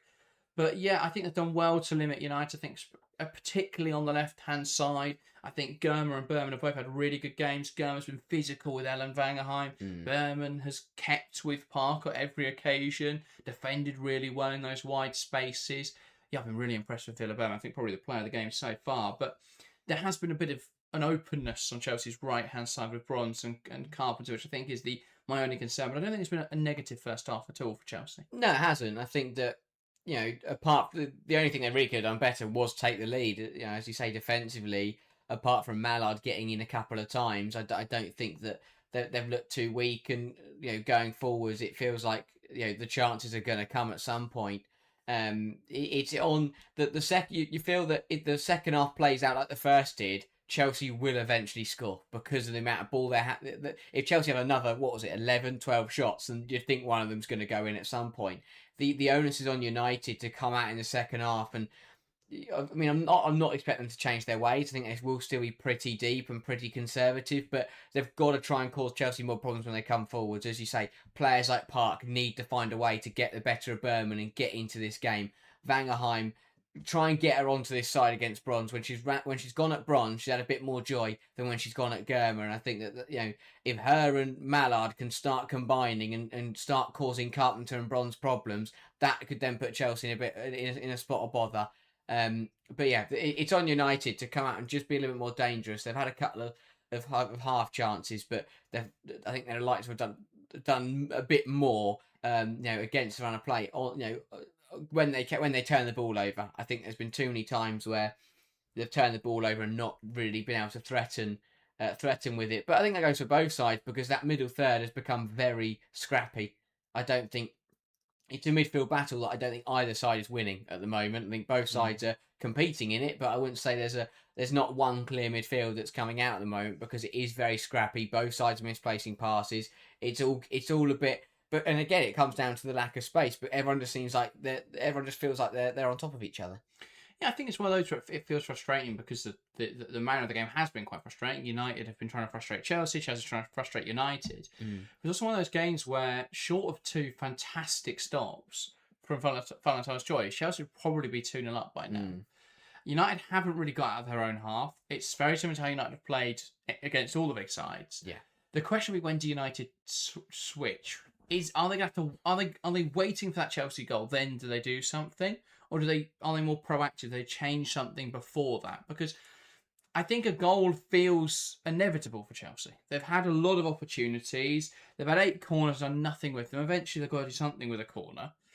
Like the one they've had 2 that bounced across the box and no one's reacted. Germa poked one as well goalwards, and it came off Turner, who was facing the wrong direction. So was lucky to make that kind of block there, and Janssen was on the line to clear it away. There's been those little moments which haven't quite fallen the right way. I think if that first half plays out again in the second half, Chelsea get a goal eventually. Yeah. So when do United change? Will they be proactive in that second half, change earlier and look to take the game to Chelsea? Or will they wait for what feels like an inevitability before shifting something? I think they'll hang on. I think they'll wait. As you say, towards the end of the game, they'll probably try and be a bit more positive and try and nick a goal late on. But I think the only way United change any earlier than the 70th minute will be if Chelsea score. Mark Skinner, we know he likes to be conservative. His aim will be to stay in the game, and if you get to extra time and see what happens, and we know anything can happen in football once you enter the an additional 30 minutes and then potentially penalties. But I think that's the way United will win it today. I don't see a way United win now in 90 minutes. I think it's a change something, but again, we're not expecting that. Exactly. I don't think they will. Even if they do, I think Skinner would be too concerned, and rightfully, that Chelsea would then be able to capitalise and get the better of United when they turn the ball over. So it's risk versus reward, really, for Skinner and United. How much do they want to be positive and win the game compared to how much they fear Chelsea and feel concerned when they come forward? That's the big question. But I think Skinner will just look to keep doing what they're doing and see the game through to extra time. I think the other problem for United is that they've got you can impact the game in terms of shifting what they're doing tactically, but in terms of players off the bench, they've got 4 outfielders really. I mean, Anderson and Drew are youth players, so 4 senior outfielders on there. Just George Awujo, Elizabeth Turner just back from an injury, and Leah Schuler. Do any of those come on and make an immediate impact? Turland, if she's fit, but again, you're bringing a player in then who's been injured recently. So I think the only way United shift something is if it's more of a tactical change. I personally don't see them doing that, and so that leads me to think Chelsea will eventually find something in this game. In terms of Chelsea, they've got options. Vika Kaptein and Beaver Jones both back from Knox recently. Wright and Kerr as well. Potter, Baltimore, and Kadisha Buchanan back for the first time since picking up an ACL injury last March, November 24. It's the first time I've seen the match day squad. Yeah, it's been a while for Buchanan, but very encouraging to see it back on the bench. It's what I said at the start of the game. This game will come towards Chelsea because of the fixture pile up for United, the players they're missing, the amount of minutes that some of these first team players have played. the longer this game goes on, it's going to come towards Chelsea. I think in the second half, there will be, I think Chelsea will just be able to overwhelm Manchester United, and it's one of those where I think if Chelsea it really depends when Chelsea take the lead, because if they take the lead earlier, then it gives United a lot of time to control. But if United choose to sit deep and play defensive, and they end up conceding with 15 minutes to go, they then leave themselves with not much time at all to turn the game back around. So it's really difficult to balance these knockout ties. And again, this is why for Skinner and Van Pastor, they'd have been fuming when they saw this draw, because these are the kind of ties you expect in the semi-finals and the quarter-finals, when it is those fine moments. But the fact they've got this tie really, this early on in the competition will be frustrating, because it's a really difficult one to call. We're speaking about Man City. They're at home to Sheffield United, and they're having fun by the sounds of it. They're feeling like Arsenal also now 3-0 up. So and then that's the difference. It's really difficult to navigate these big games early on in the tournament, because there's not as much on the line. Because if it's a semi-final, we'll just go all out to get to the final. But it's the round of 16. It's not. You haven't got that clear mind of, we win this game and we can go on and win the trophy, because you've still got 3 games to play after this if you do want to take the title. So it's not what. But also the bigger games usually come towards the end of the season, when you've hopefully got a full squad and the minutes are a bit more balanced out. But for United, this fixture is terribly timed, and I think that we will see the effect of that as the game, as the second half plays out. I also think, to add to that, you've got a situation where you've got two sides who Chelsea have been out of form really to start this year. Mm-hmm. Especially against big teams, and that does change how you approach this kind of game. And then Manchester United have had a lot of big fixtures recently, a lot of tough fixtures, and a lot of fixtures, like a high number of games. Yeah. So they're feeling that fatigue, and they haven't really been able to rest because of their lack of squad depth. So you've got two sides who have had difficult runs to start the year. While United has been positive in terms of results, it's been very fatiguing. While Chelsea's has been sort of difficult in terms of some of those results. They have still got through in the League Cup. They have still picked up some points more recently in the WSL. But it's been interesting. Chelsea making a change here. Sondy Baltimore then. So is this an attacking change at left back, or is this a like for like with someone like Thompson? It is. So Baltimore on to the field then for the Blues. Because Canary makes way. It is John Everton Canary makes way. So that will be Thompson to the right wing, Baltimore to the left wing. I like that as a change. Yeah, exactly that. It should free up Carpenter to have a lot more joy, and I think that Thompson having a run at Dominic Janssen is going to be very dangerous for the Blues. Yeah, absolutely. I think as well you're going to have two forwards. Well, Baltimore likes to hold the width, doesn't she, which I think is good, but you're going to have a lot more directness in central areas. Chelsea get us back underway in this second half as they move into the defence. Bronze. Walsh back to Bronze. Cuthbert. And back to Lucy Bronze, who will try and zip it into midfield. James brings it down well. Walsh. Cuthbert looking to carry it forwards. James, who's pulled wide to receive, knocking it down the line. Carpenter will give chase. She'll get there. Now wants to take on Janssen. Forced backwards. And plays it into Lauren James. Bronze. James again. Bronze. Here's James. A bit more space to work with now. Goes back to Bronze. And into James, who's under pressure there and loses possession. That's out for United throw. So you'd expect now Chelsea's possessional shape will look more like a back three with Germa and Bronze. You'd expect now that you'll have Baltimore holding the width on one side, Carpenter on the other. Thompson's going to want to be quite central in those attacking positions. Nuskin goes down the line. Thompson gets the wrong side of Janssen. Early ball into the area. It drops for Baltimore. One back by Letitia, who will hook it out to the left-hand side. That's a Chelsea throw. Again, already seeing the effects of the substitutions. It's Alyssa Thompson getting past Dominique Janssen. And it's a good ball in to a dangerous area. And between Turner and Letitia, they just about managed to deal with that. If not, Sondy Baltimore was waiting to fire home. Yeah, Lundqvist just made that mistake in there. Just didn't really deal with the ball, but Letitia did. Berman puts it in there, and that's hung too far to the back post. Nice choice, they were able to come out and claim it. Aggressive goalkeeping. She's now looking for a short option. Rolls to Letitia. Wide to Hannah Lundqvist. Baltimore put the pressure on down the line to Ziggiotti, who's got Walsh on her back and forced into running that out of play. Great pressure from Kira Walsh. Yeah, an uncharacteristic error from Ziggiotti under pressure. And I guess it's a good start from Chelsea. Exactly what they need to do. Come out in the second half and keep the pressure on United. Nusken. Germa. Going all the way back to Hampton. Opening up and looking to the right-hand side. Bronze. Hits it down the line. Carpenter holding the width well. Back to Bronze. Who now looks to clip it in behind. Great movement from Cuthbert. Can't quite get it under control. And it's shielded back to Taylor's Joyce by Letitia.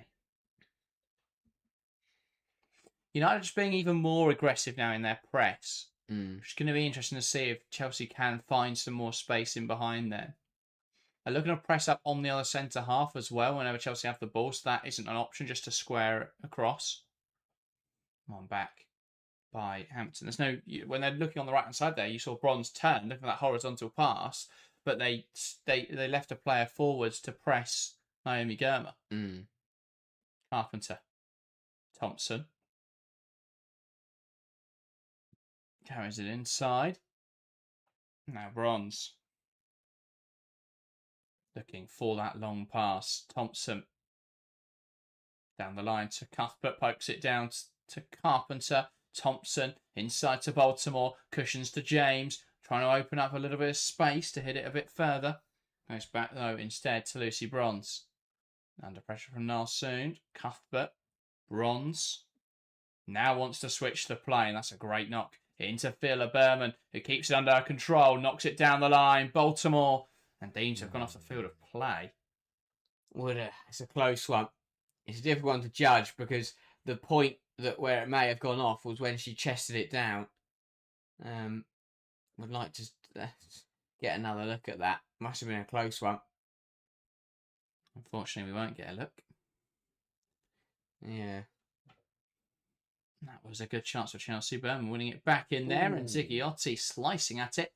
And that'll be back out for a Chelsea throw. So, all in all, Chelsea do get the ball. Yeah. Another bit of a bizarre decision there from Ziggiotti to just try and clear it up the pitch and completely scuffs it.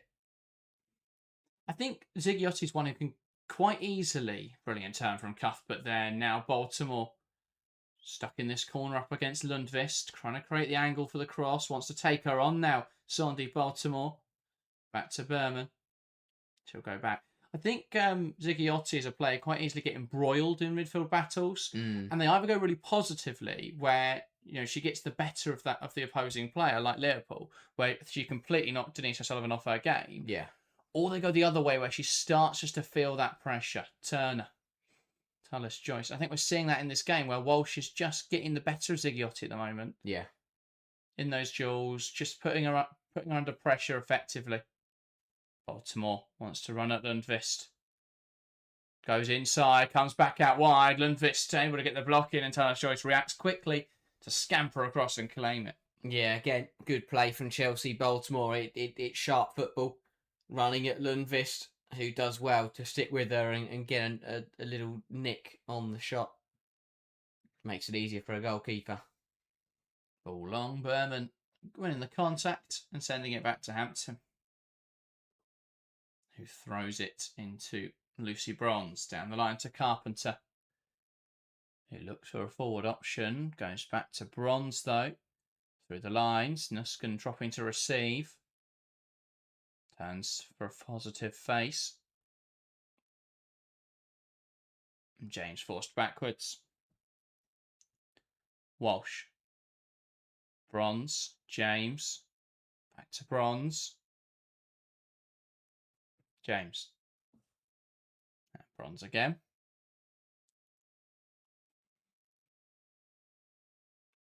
Walsh.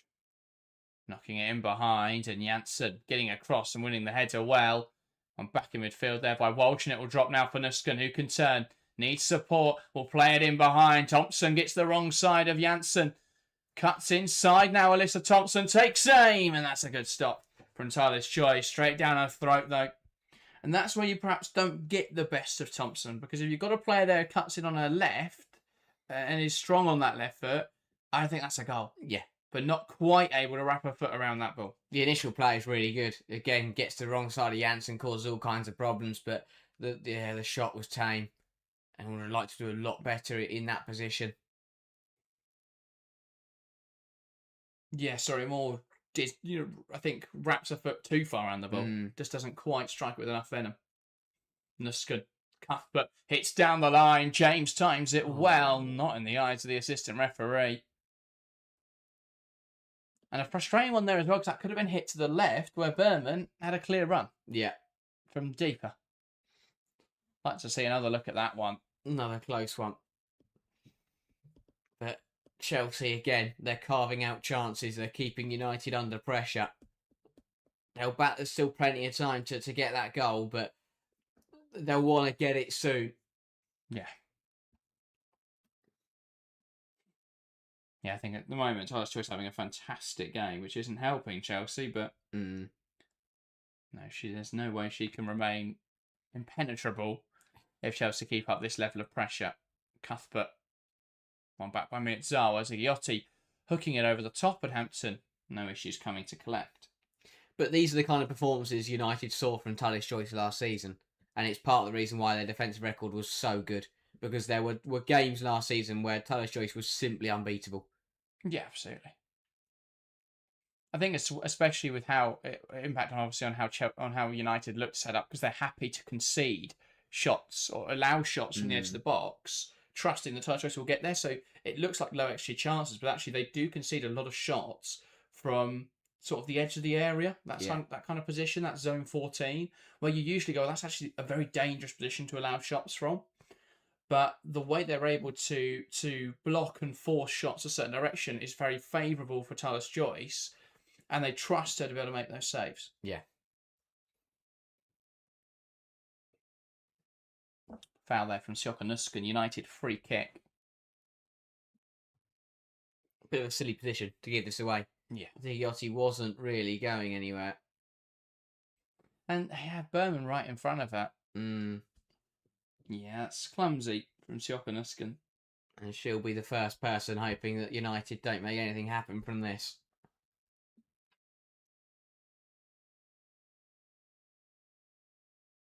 United with this free kick.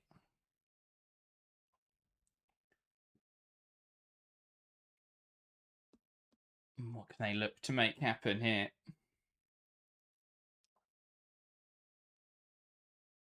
This is a good opportunity for United to register their first shot of the second half. Yeah. Letitia delivers it flat. Carpenter heads it out. Will drop for Null soon to strike it well. It takes a nick on its way through though and out for a corner. I have to say, I think the deflection did more for the strike than it did to block it. Caught well by Nalsoon, and that was being dragged well wide, and the deflection off Walsh?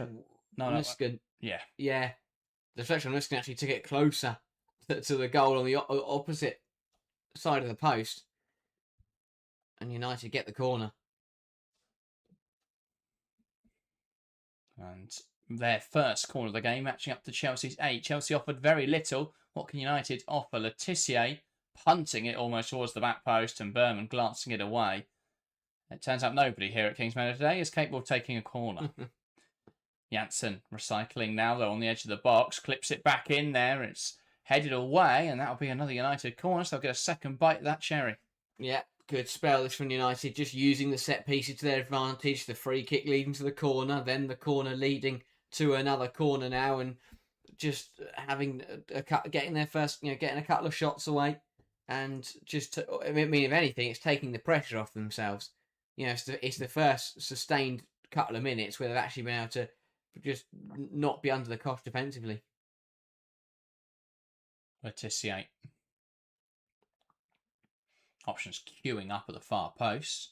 Expecting a similar delivery to the last, and it is the same sort of area. Headed on goal, blocked well by Berman. who clears it into the Pride of London side at the top of the stand. That's a great big block. Massive block from Berman. It's a good header from Melvin Mallard. And Berman is able just to chest it down and smash it clear. Sam Stormer, Villa Berman. Yeah. So we talk about Tyler's choice being fantastic in the United goal. I think Berman's been every bit as good in that Chelsea defence. Nuskin flicking it forwards. And James just backing up well into Turner, tries to get the flick on towards Nuskin. And it runs through there as United try and be direct straight through to Hannah Hampton. Yeah, Chelsea just need to get back on the ball. And look to put United back under pressure. Carpenter tries to come inside. Does enough there to get that ball to James, who jumps on it very well.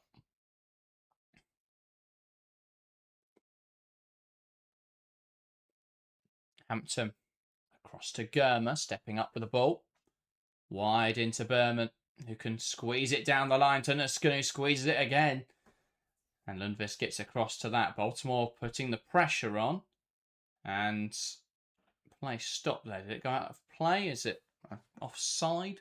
Is it just that Berman got caught? I think it's a Chelsea free kick on the touchline. Advantage deemed to have not perhaps come together. Yeah, I mean, Park coming in late. Chelsea were given a free kick. Bronze. Now Cuthbert into Bronze. Walsh. Wide to Carpenter. Walsh peels to offer an option now down the line. And it's Turner who heads it into James. And that means James will have the next ball. Ball in towards the back post. Lundqvist taking the chance, but does chest it wide of the post. Does well. Hannah Lundqvist doesn't try to overcomplicate it or make it difficult for herself. Just looks to put it out of play with Sondi Baltimore lurking behind her. Good piece of defending from Lundqvist, and Chelsea putting the pressure right back onto Manchester United. Indeed, and as we approach the hour mark, Chelsea with their 9th corner of the game. One every 5.5 minutes so far. Cuthbert floats it in, headers down, and Park hooks it clear. Ball wide. Delivered in flat and headed on by Bronze. And Ziggiotti can carry it forwards. Another Chelsea corner which comes to very little. And United looking to counter. Wide now to Nalsoon. Park. Who pulls across. Lifts it into the box. And Cuthbert, who was nudged into there, heading away. And that will be a United throw right in the corner. Yeah, Mallard probably getting away with one there. She just leant into Erin Cuthbert and she went up to jump for the ball. But yeah, another Chelsea corner that, is again massively wasted. And you just feel that Chelsea will be frustrated. An hour played here and still haven't found that opening goal. Lundqvist, short to Nalsoon, back to Lundqvist, plays it inside. Ziggiotti to Park. Across to Turner, who can step up here. Plays to Ziggiotti. Miyazawa forced backwards. Ziggiotti again. And now Letitia. Lundqvist. Looking down the line. Forced backwards. Here's Letitia. All the way back to Tullis Joyce, who stepped up here between the centre backs. Turner. Letitia. Plays it into Ziggiotti, who drops in there to receive the ball. Lovely turn by Kira Walsh, who can knock it wide. And Baltimore now has the space to drive into. Doesn't have much in the way of support, though. Baltimore tentative here as she drags it forwards. Takes on Nalsoon well. Lifts it out towards the back post. And not a great delivery from Sondi Baltimore. The initial play was great. Created the space there for the cross. Not able to do much with it, though. A poor delivery. I don't know why Chelsea are putting the ball in the air that much today. No. You haven't got a load of aerial presence. Nuskin, yeah, definitely able to head the football. James, we've seen be able to head the football before, but not one of her biggest strengths. Why not try and lay something across the face of goal? Even if United's clear it, there's no reason it couldn't become quite messy in there. Yeah. Tallis Joyce just launching this one then up the pitch. Now soon makes initial contact. Park flicking it in the air. Vangerheim looks to have made her way into an offside position. She has. And Berman catching it out of the air. Chelsea free kick. Surprised we haven't seen changes on that Chelsea bench. I know we saw one at half time, so maybe that's why Bournemouth hasn't opted to turn to the subs, but there's plenty of players on there for Chelsea who could come on and make a difference. Yeah, I guess that you've got to manage the game knowing that there can be an extra 30 minutes. Yes. And while Chelsea and I think both sides would love to have this game wrapped up after 90, you do have to play with that in mind. There's also a part of it where, yeah, it's a busy schedule, but you've got a week off, then an international break next. Yeah. So it's not the worst thing if this game goes beyond the 90s. You've just got to manage the game. You can't go for it early and lose it. James. Nice turn.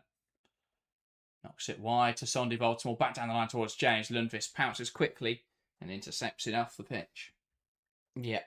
Again, good football from Chelsea. Lundqvist had a better second half than she did first. Whether that's because Thompson's on the other side, I don't know. But things have seemed to shored up a little bit for United. Zato asking, do we go for another 30 minutes if it's tied, or does it go immediately to penalties? There will be a half an hour, 30-minute extra time period. Great pressure from Cuthbert. Lundqvist lumps it. Chelsea throwing on the near side.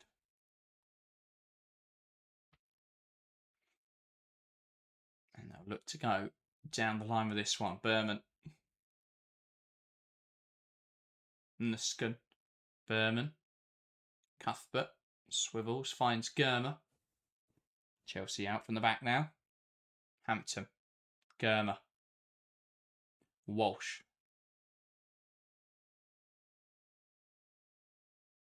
Hampton out towards the right-hand side. That's not a great pass, and United throwing on the far side.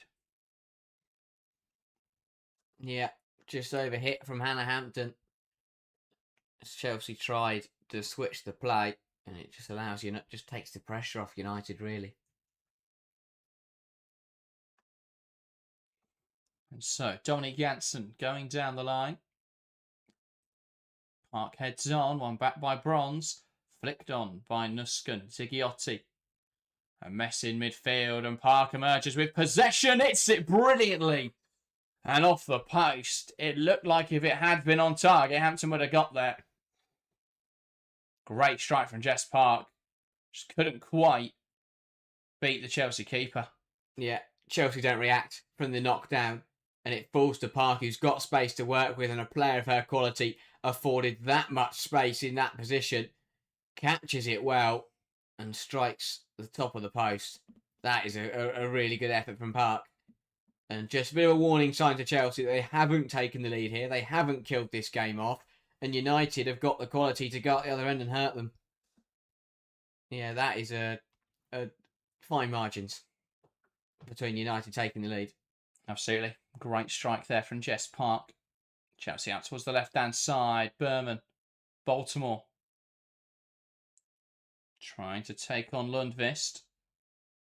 Does get around her now. Baltimore flashing across the box. Letitia heads it away. Carpenter. Cuthbert. Tossed backwards now. Bronze. Her turn to deliver. Headed away by Ziggiotti. If Chelsea are just going to put crosses into the box, why not put Sam Kerr on at this point? Yeah. Berman. Baltimore. This can't quite squeeze it down the line. And that will be United throw. Yeah, Chelsea need changes just to mix this game up. Because right now, United are dealing with everything they're throwing at them. Chelsea have got to mix it up. Ball down the line. Germa just shuffles it out of play.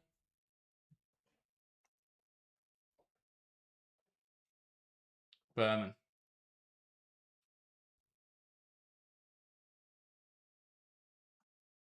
Looking down the line. Finds the feet of James. Nusken tries to lift it in behind. Lundqvist wins the header. Letitia touching on. Ziggiotti poking forwards. And Narsoon now carries it into the final third. Clipping towards Vangeheim, heads down for Mallard, who gets under it. But United starting to find some freedom in the Chelsea third. Yeah, another good move from Manchester United. Narsoon's ball out to Vangeheim is good. The head down is even better. And Melvin Mallard will be frustrated that she has blasted that one over the bar. The bounce up was a bit nasty and it would have been hard to meet it on the volley. But she's got to keep that down. That has gone well over and Chelsea need to react here because, yeah, United are just starting to create a few more opportunities. Bronze. Lovely switch to the play. Here's Berman. Plays it inside. Walsh. Misplaced pass to Germa. Will run back to Hannah Hampton.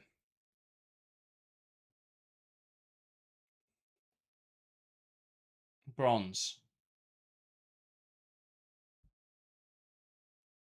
Lifting it forwards. Trying to find Thompson. Poked away by Turner. Chelsea throw.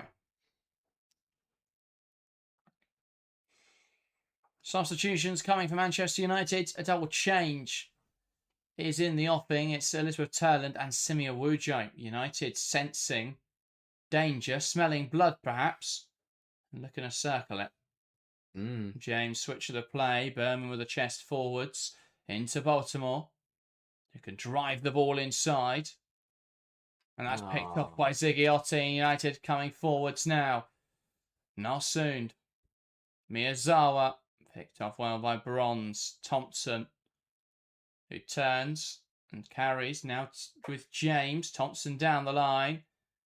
Nice work from James. Thompson again. Thought about taking on Janssen. James, lovely footwork. Comes inside. And the shot she releases, leaving a lot to be desired. A couple of them today from Lauren James. Just having a go from miles out. Well, I don't mind taking the shot on. It's going to take something special to find the back of the net from there. But United blinking first then and making the double change. And we're very intrigued to see how Chelsea react to this. But this is positive from United. They've sensed that they're playing better in the last 5-10 minutes and they're going to throw players at it to try and nick a goal. Yeah, indeed. So this, the end of the day for Julia Ziggiotti and Ellen Vangeheim. This is going for the game a lot. You do feel, because even if this is positive and United get a goal, I think it does leave their midfield quite open. And I get why they're resting Ziggiotti. She's going to have to play a lot in March. Obviously, with Miyazawa out, she'll probably play every game. Miyazawa away at the Asian Cup. But I think that leaves their midfield vulnerable, even if they get a goal, that Chelsea could come forwards again. Nuskan heading forwards. Won by Turner. Cuthbert. Walsh finds James in the pocket. Walsh. James. Walsh down the line to Thompson, who wants to take on Janssen and rounds her well. Cuts it across and a flick on in there from Sioka Nuskan. Can't turn it goalwards, but that's much more positive. United inviting Chelsea to play in a way which puts the ball in the air, because their backline is so tall today. Yeah.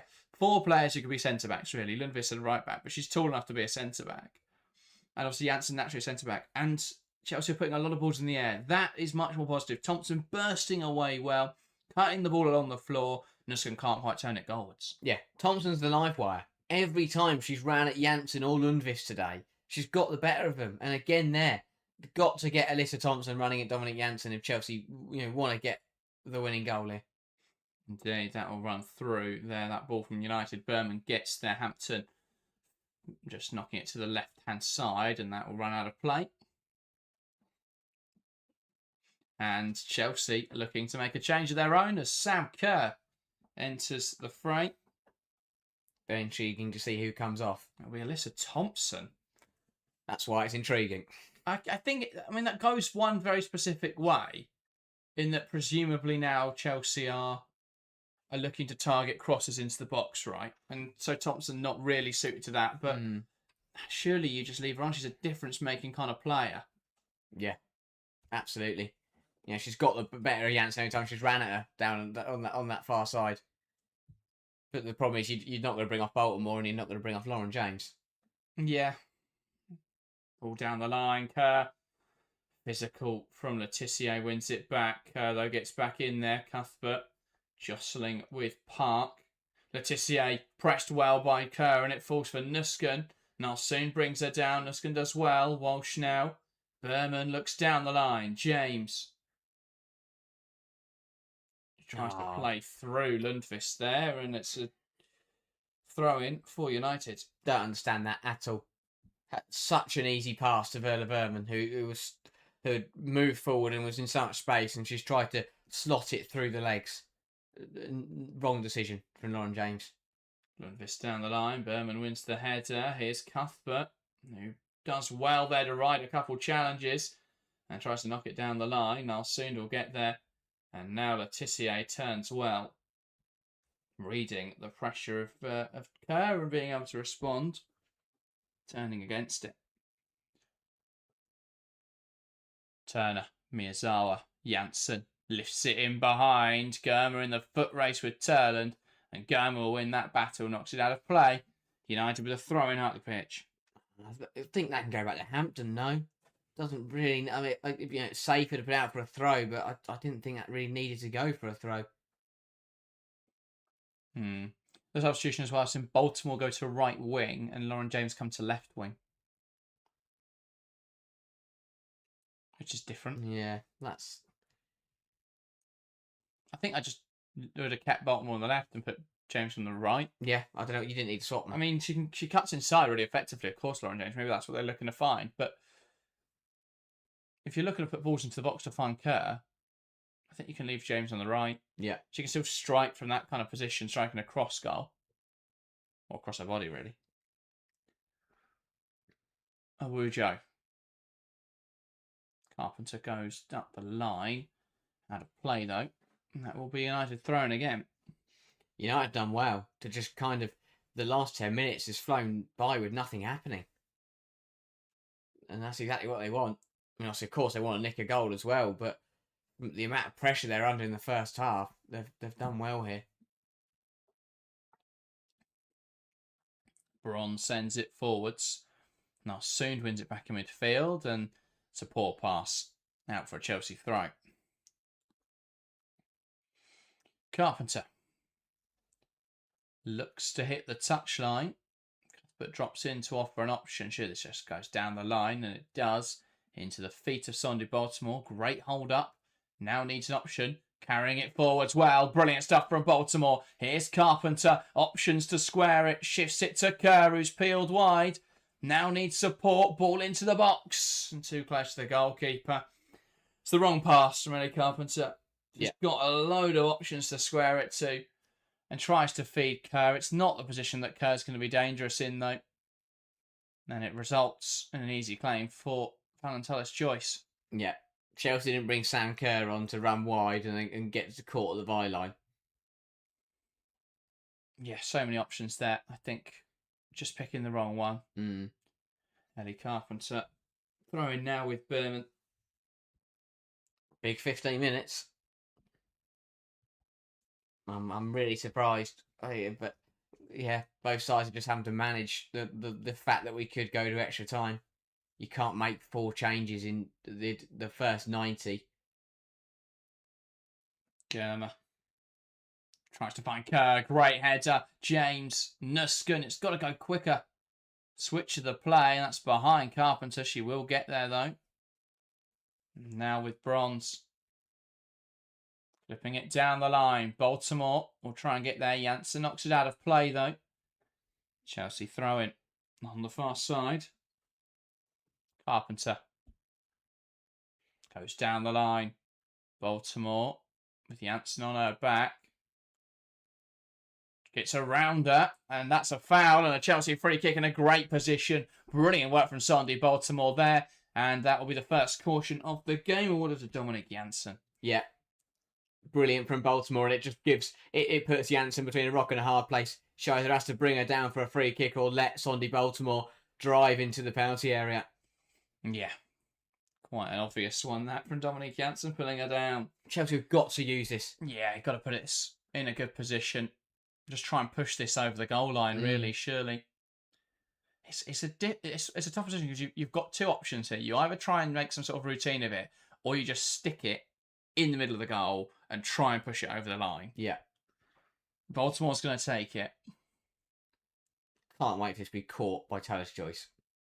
It's a difficult one to get right. It is.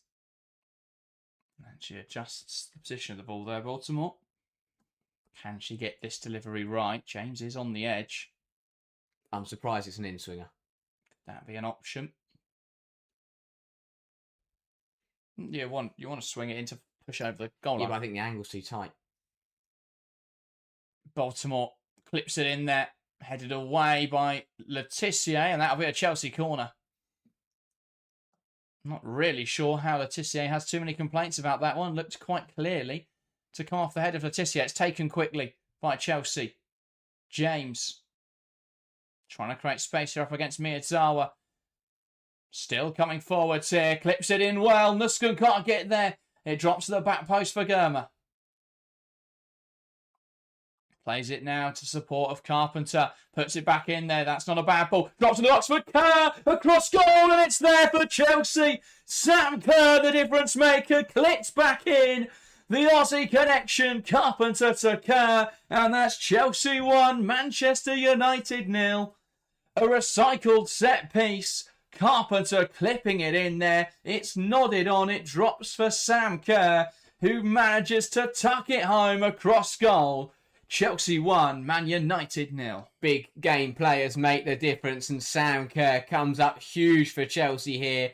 Do really well to recycle it. The flick on from Berman, who's had a brilliant game so far, and this is a superb flick on into the path of Kerr, who just gets enough on it to put it into the far corner, off the post and in. And Chelsea, they've had to huff and puff and work for it in this game, but they've finally found a way past Talis Joyce. Yeah, the way to do it is to get her right to one side of the goal on a set piece and just hit it like as close to the corner, literally in off the post, is the only way you can get around Talis Joyce. And as you say, fantastic flick on from Villa Berman. The players had a phenomenal game, read it well, read the positioning of Sam Kerr, nodded it to her. And Chelsea now with the lead at last in this game. United trying to change that though, trying to find a way back in. And there's just been a tempo shift in how United are moving the ball now. There's an urgency, there's an intensity. 11 minutes to play, plus additional time. That's poor though from Janssen. Kerr wins it back. Can Chelsea find a second? Find themselves a cushion in this match? Walsh will be conservative on this occasion. Goes back to bronze. Gary George got to come on. Dominic Janssen is struggling a lot. Yeah.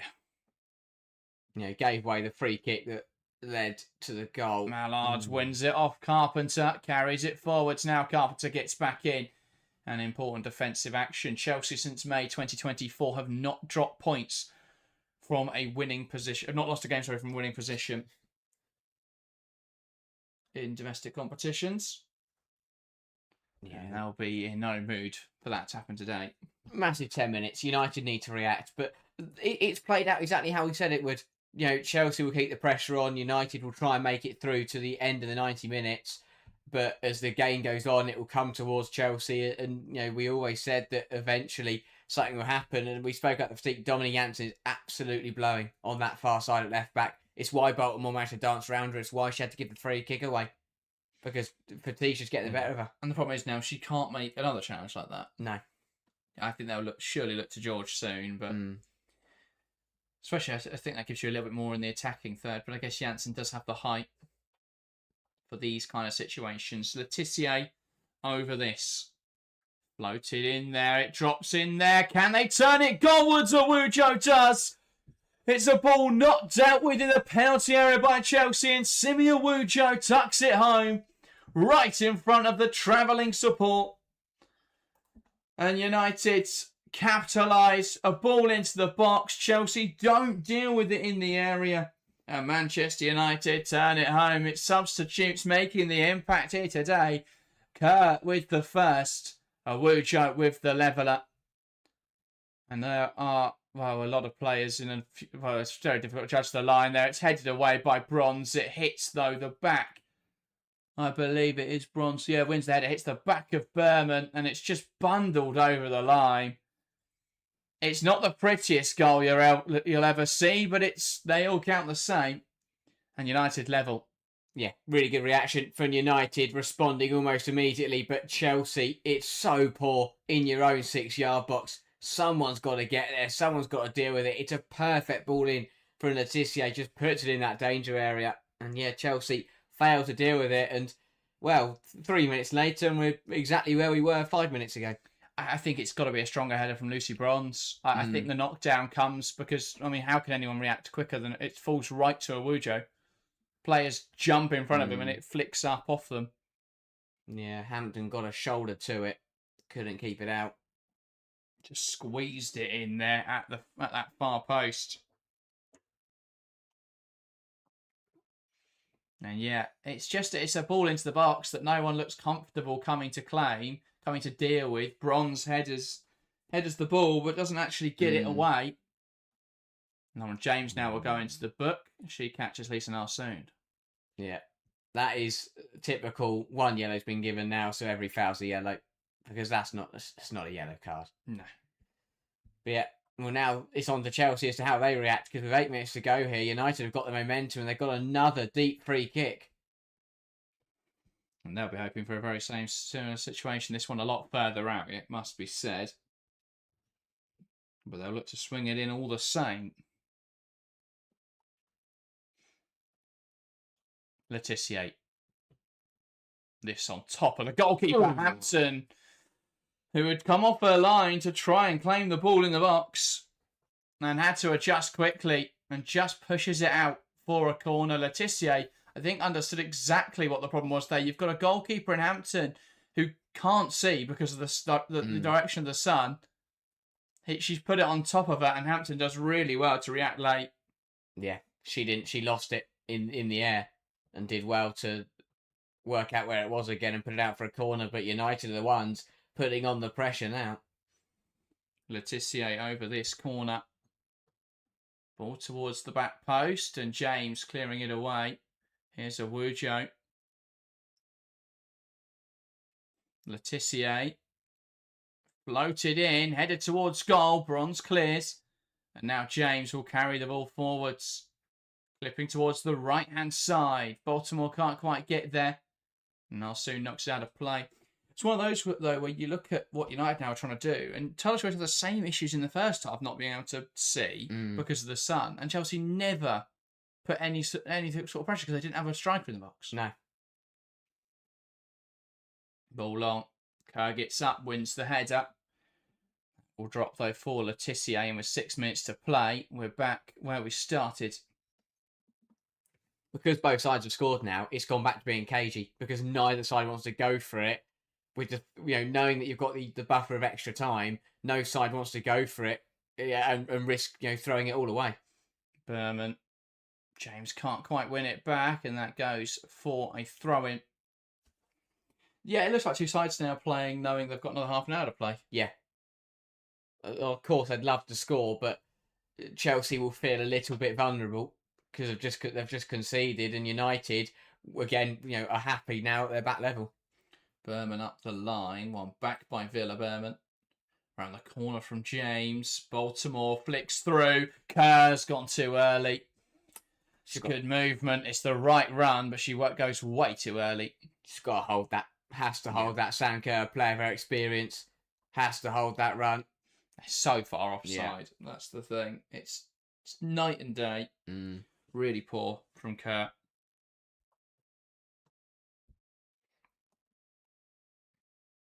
Ball forwards from Tallis Joyce. Germa.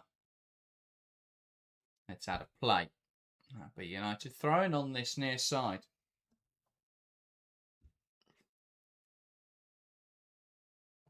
Lundqvist looking down the line. And Germa nodding it away. United throwing again. Yeah, they sense an opportunity, don't they, United? In these final few moments, I say they've got the momentum of scoring most recently. Yeah, Lundqvist puts it in the box. Germa heads it clear. Now Cuthbert, James, Nusken giving it away in there. Back now to Lundqvist. I think this goes to extra time. The first sub will be Nusken off for cap time. Yeah, I think it just gives you a lot more in that final third to be able to create and link up really. Ball through the lines. Berman will get there and Shields out of play. Park barrels her over. And Berman not pleased with her treatment there from Jess Park. Pulled at her shirt and barreled her over. Another brilliant piece of defending from Werner Berman. But yeah, Chelsea's midfield is struggling. You see there, Chelsea lost the ball and both Nusken and Cuthbert are the wrong side of it. And neither of them are rushing to get back in. Bronze. Nusken. Germa. Now Berman. Great ball. Long, no run though. She was under pressure, had to go quickly. There's nothing on the left-hand side. No. I don't know where Lauren James has gone. But that's the problem. James isn't going to stick to her position. No. Or presumably he's told not to stick to her position, given that license to float. So you end up with a position like that where there's no one holding the width on the left-hand side. It's why I thought it was a bit weird to bring off Alyssa Thompson. Yeah. Rather than someone like a Nusken. James carries it forward. So much space here. Now Nusken has options to her left and right. Driving it towards the right-hand side. Now to Carpenter. Down the line, it's Baltimore. Up against Janssen. Through the legs of Dominic Janssen. And it does come off the Dutch defender. A corner for the Blues. Again, good, really good from Baltimore, causing Dominic Janssen all sorts of problems. And Chelsea pushing to reinstate the lead with a couple of minutes to go. Again, got to do more from corners. This is another good opportunity. Baltimore puts it in there. It's a really poor delivery. That just cut. There's no excuses for that. 2 minutes to go. Knockout match. You get a corner and it doesn't even come on the pitch. But why is Baltimore on corners? I don't think she's ever taken a good corner. No. Don't understand that. Oh yeah.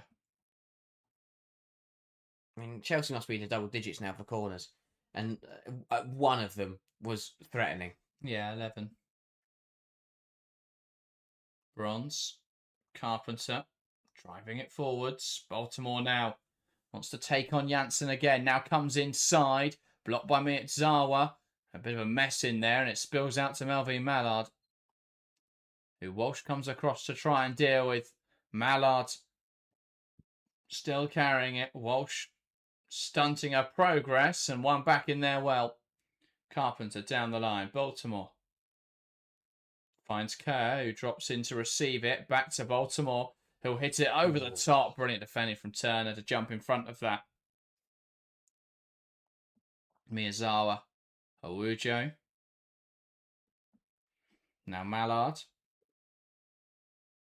Look to switch the play.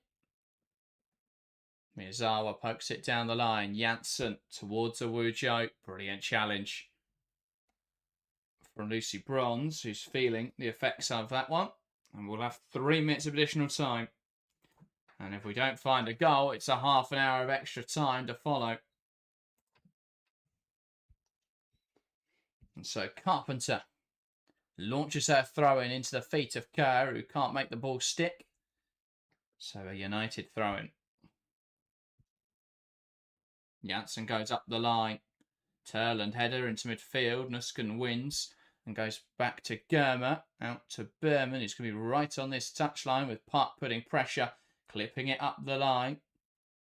And that's headed out of play by Letitia. There's going to be one more chance, you feel, for one of these two sides to find the winner. It's just about who it's going to fall to and whether they can take it. Berman goes down the line. James runs off the shoulder. Lundqvist tries to see it out. Who's that come off? It's come off Lauren James, apparently. Lundqvist with the throw.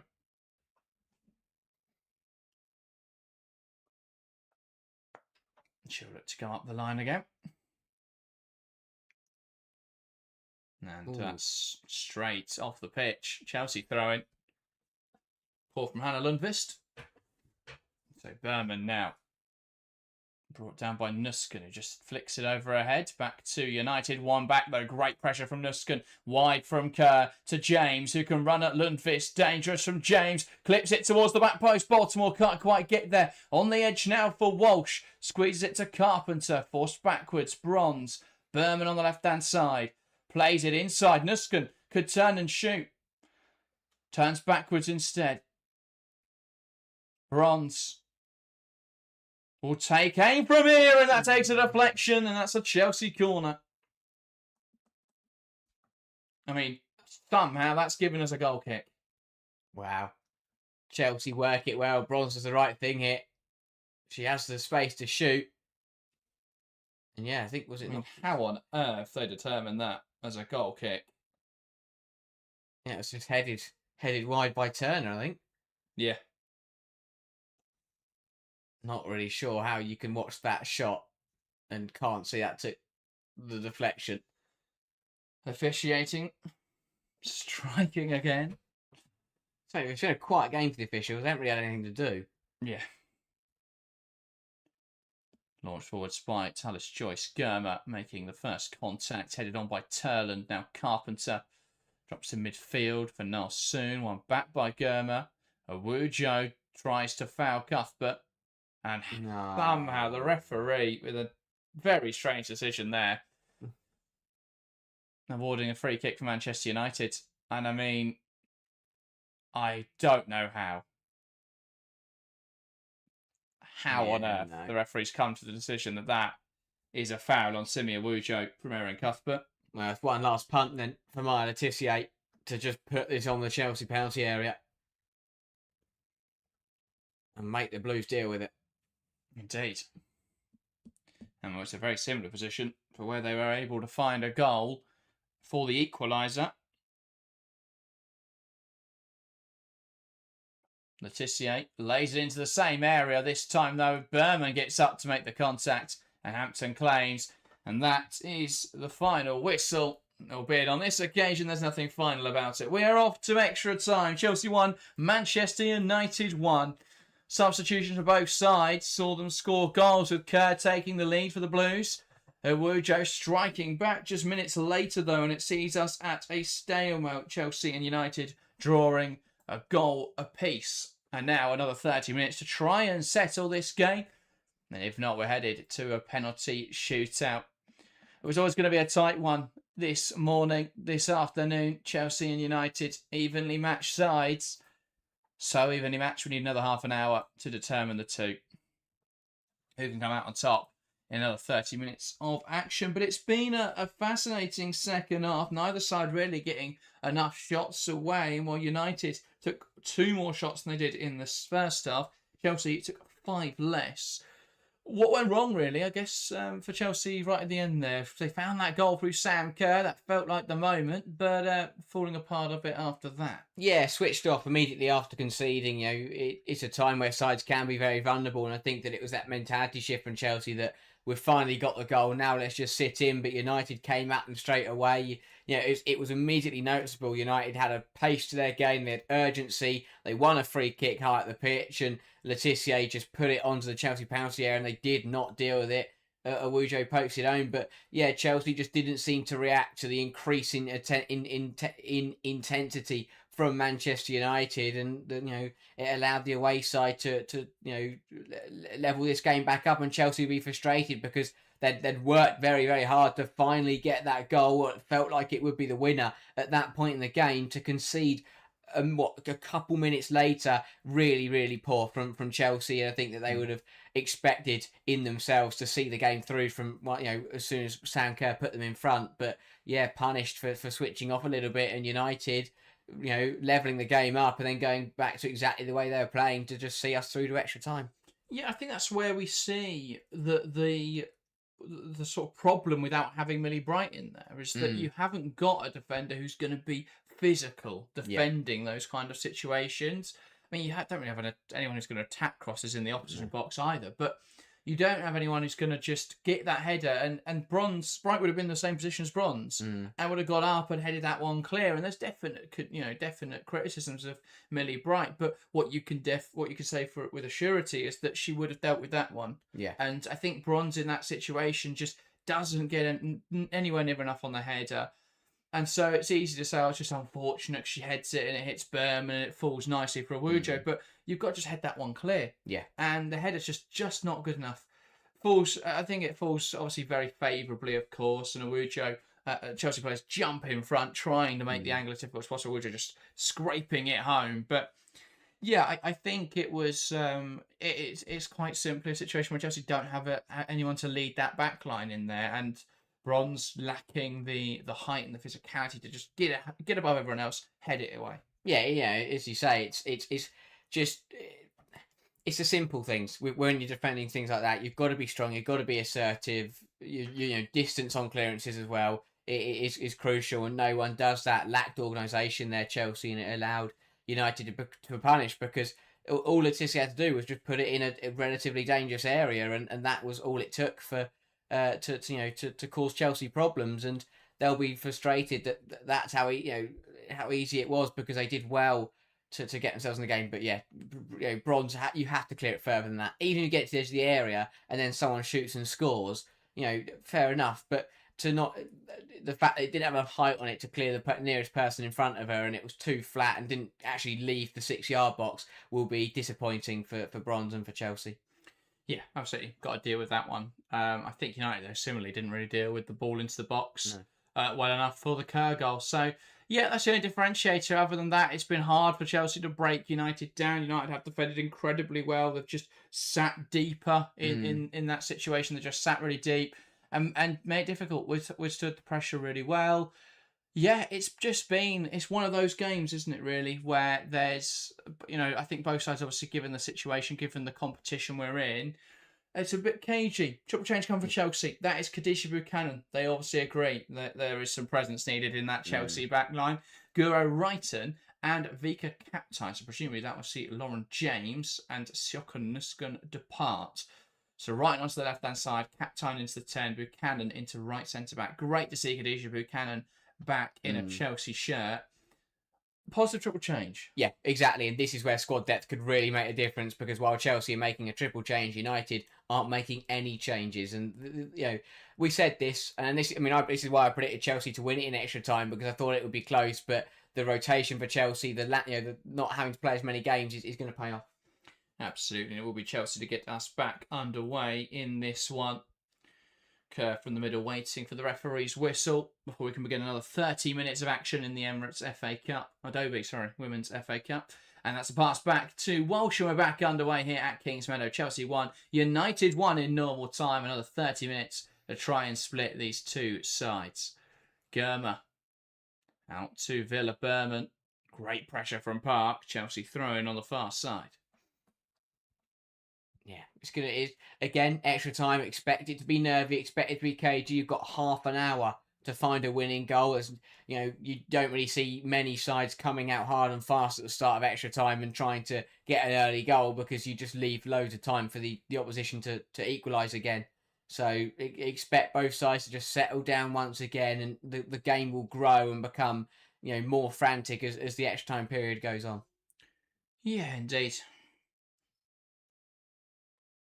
United with the throw on the far side. Lundqvist going down the line. Germa assertive and knocking it out of play. United, though, just progressing up this touchline. Yeah, doing well. Again, using set pieces, using throw-ins to their advantage to just, keep dropping Chelsea deeper and deeper. Lundqvist headed through. And now Carpenter carrying that ball forwards. Wide to Baltimore. Poking it back down the line. Looking for Carpenter. Knocked out of play by Turner. Carpenter takes the throw quickly. Here's Kaptai. Back to Baltimore. Kaptai. Ball in towards the back post. And that will bounce through. Cuthbert works hard to keep it in touch. Now needing support. Wrighton. Tries to spin Lundqvist. Guro Wrighton. Good ball in. Kerr gets it down. Captain back to Sam Kerr, who lets fly. It's blocked. And Janssen clears it away. Buchanan. Carpenter. Buchanan again. Down the line. Carpenter under pressure. Holds on to it well. Back towards Buchanan. It was a soft pass. And sold her a little short. She does enough though to win the throw-in. Yeah, Carpenter seemed to just get fixated on trying to get it back to Buchanan. I think she could have looked to go forwards there. Ball down the line. And Baltimore, unfortunate. Lets it bounce. Tries to continue the run, then let it bounce over her shoulder. And it just hits her. That's where the ball's Back of the head. That's where the ball's got to go, though. Get Baltimore running at Dominic Janssen on a yellow card. Tiring legs. Mallard flicking over her shoulder. And brilliant from Buchanan. Bully's turned off the ball. Here's Guro Wrighton. Opens up for the shot. Guro Wrighton. And not able there to find the target. It will be a Chelsea corner as it takes a deflection.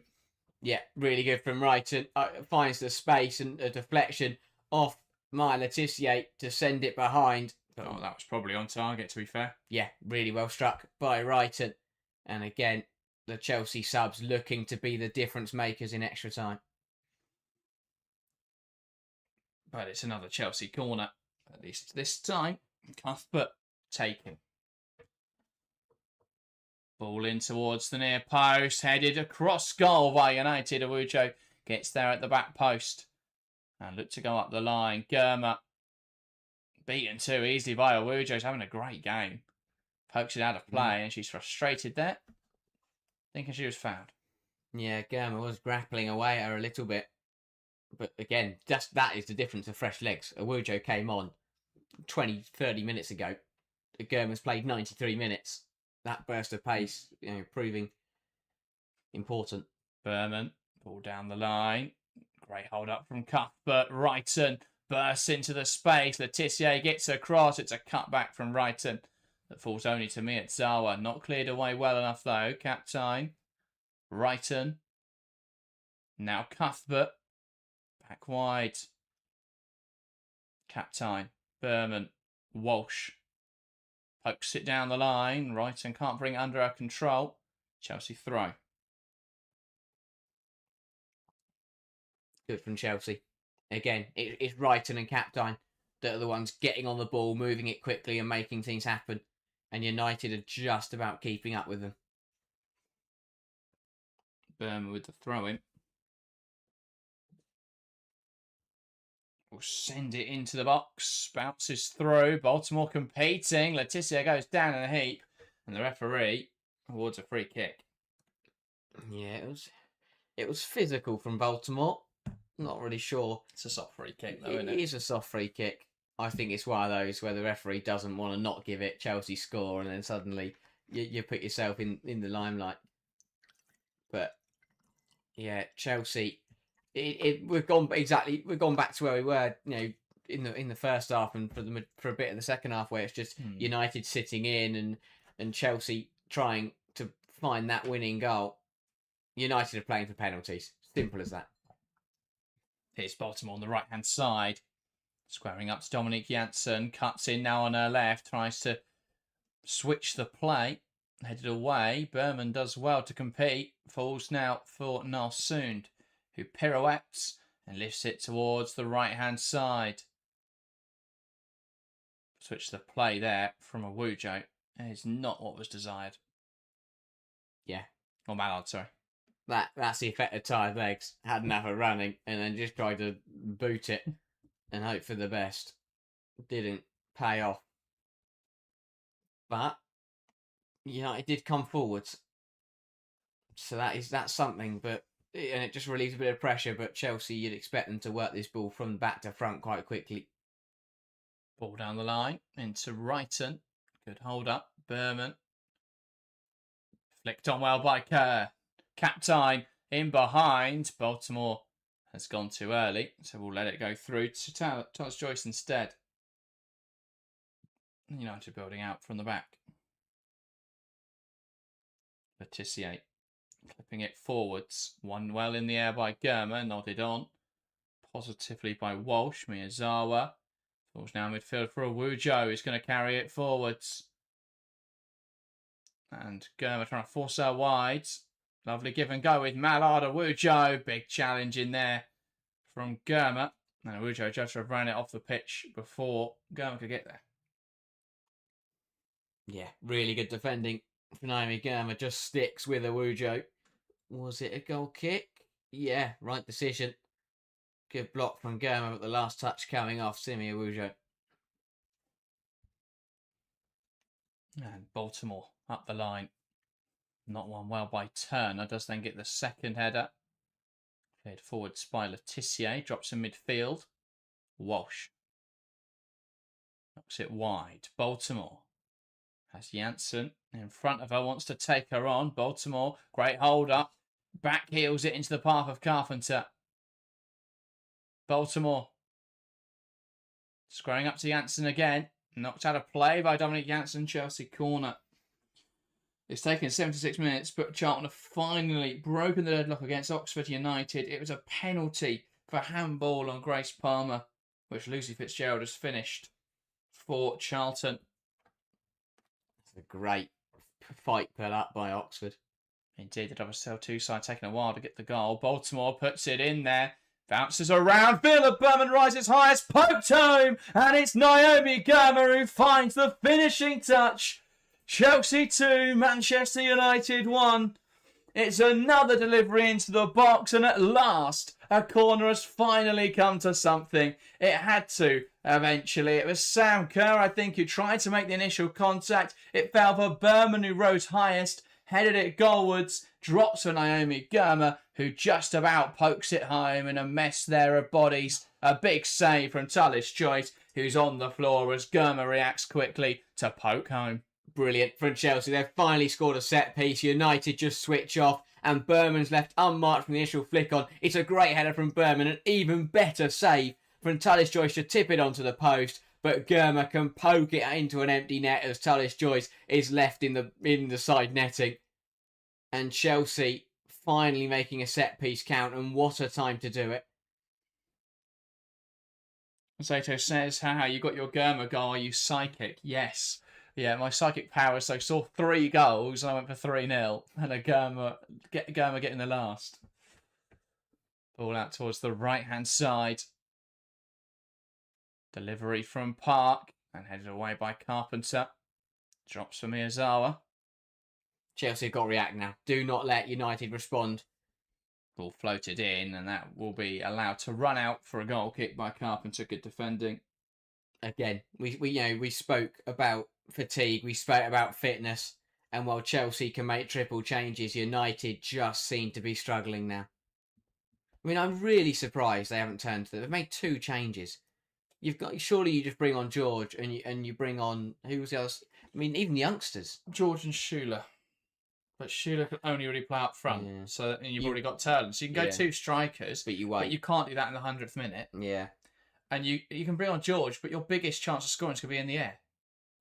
In which case you want Dominic Janssen, don't you? So I understand your point, and I think Skinner's in a really tough spot where United don't have the squad to compete. No, they don't. And Chelsea, even with injuries to quite a few key players, especially defensively, have more options to rotate. United have done so well improving the starting 11 in recent years, but their squad still isn't there. The floor of the squad still isn't there for them to be able to compete consistently across 4 fronts. Yeah. Baltimore does well. They're going to cut inside. Back to Cuthbert. Baltimore actually creates space for the cross. Baltimore wants to take on Janssen. Janssen does well there to shield it from her. Pokes it wide to Mallard, who's under pressure. Carpenter jostling away, happy to battle in this corner. And that will be a Chelsea throw-in. I think Chelsea will just try and see this game. I mean, if they could get a goal, that will just help their chances, really, give them that cushion. Buchanan, Germa.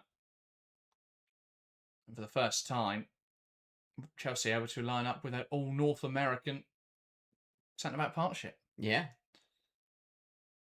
Buchanan. Walsh goes down the line, picked off in there by Mallard, who turns inside well, and a foul there from Ellie Carpenter. It's judged. Yeah, her and Mallard have come to blows quite a few times on this on Chelsea's right, United's left-hand side, and it is Schuler and George being readied for United. Yeah, so you'd think in the second half of extra time they've got to go for this game. Yeah, there'll be the changes at the interval. In 3 minutes' time, then they might throw the youngsters on with a couple of minutes to go.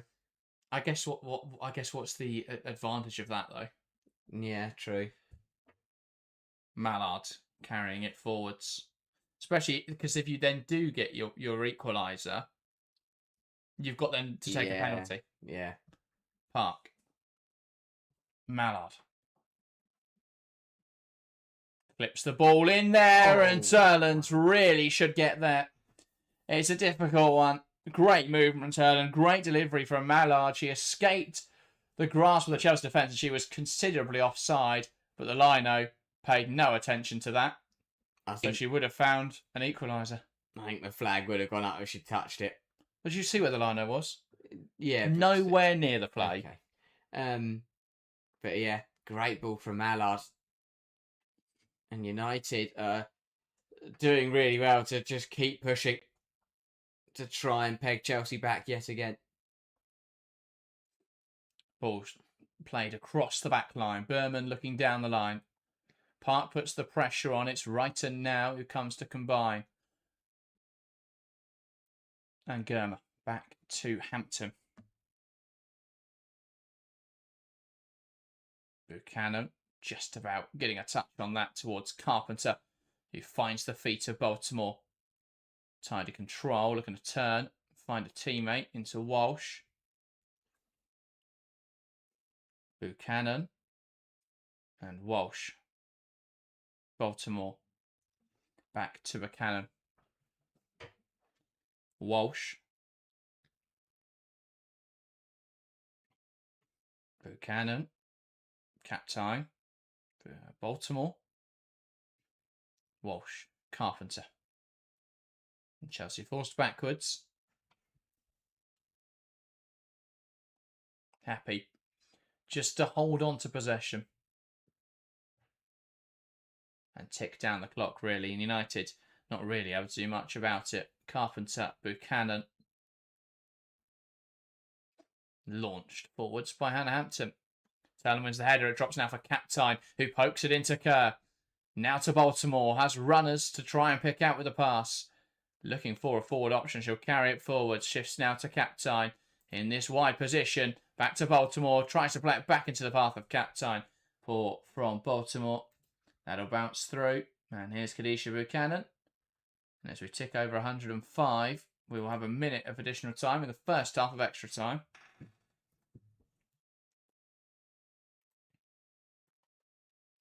Walsh down the line for Baltimore, and that runs out.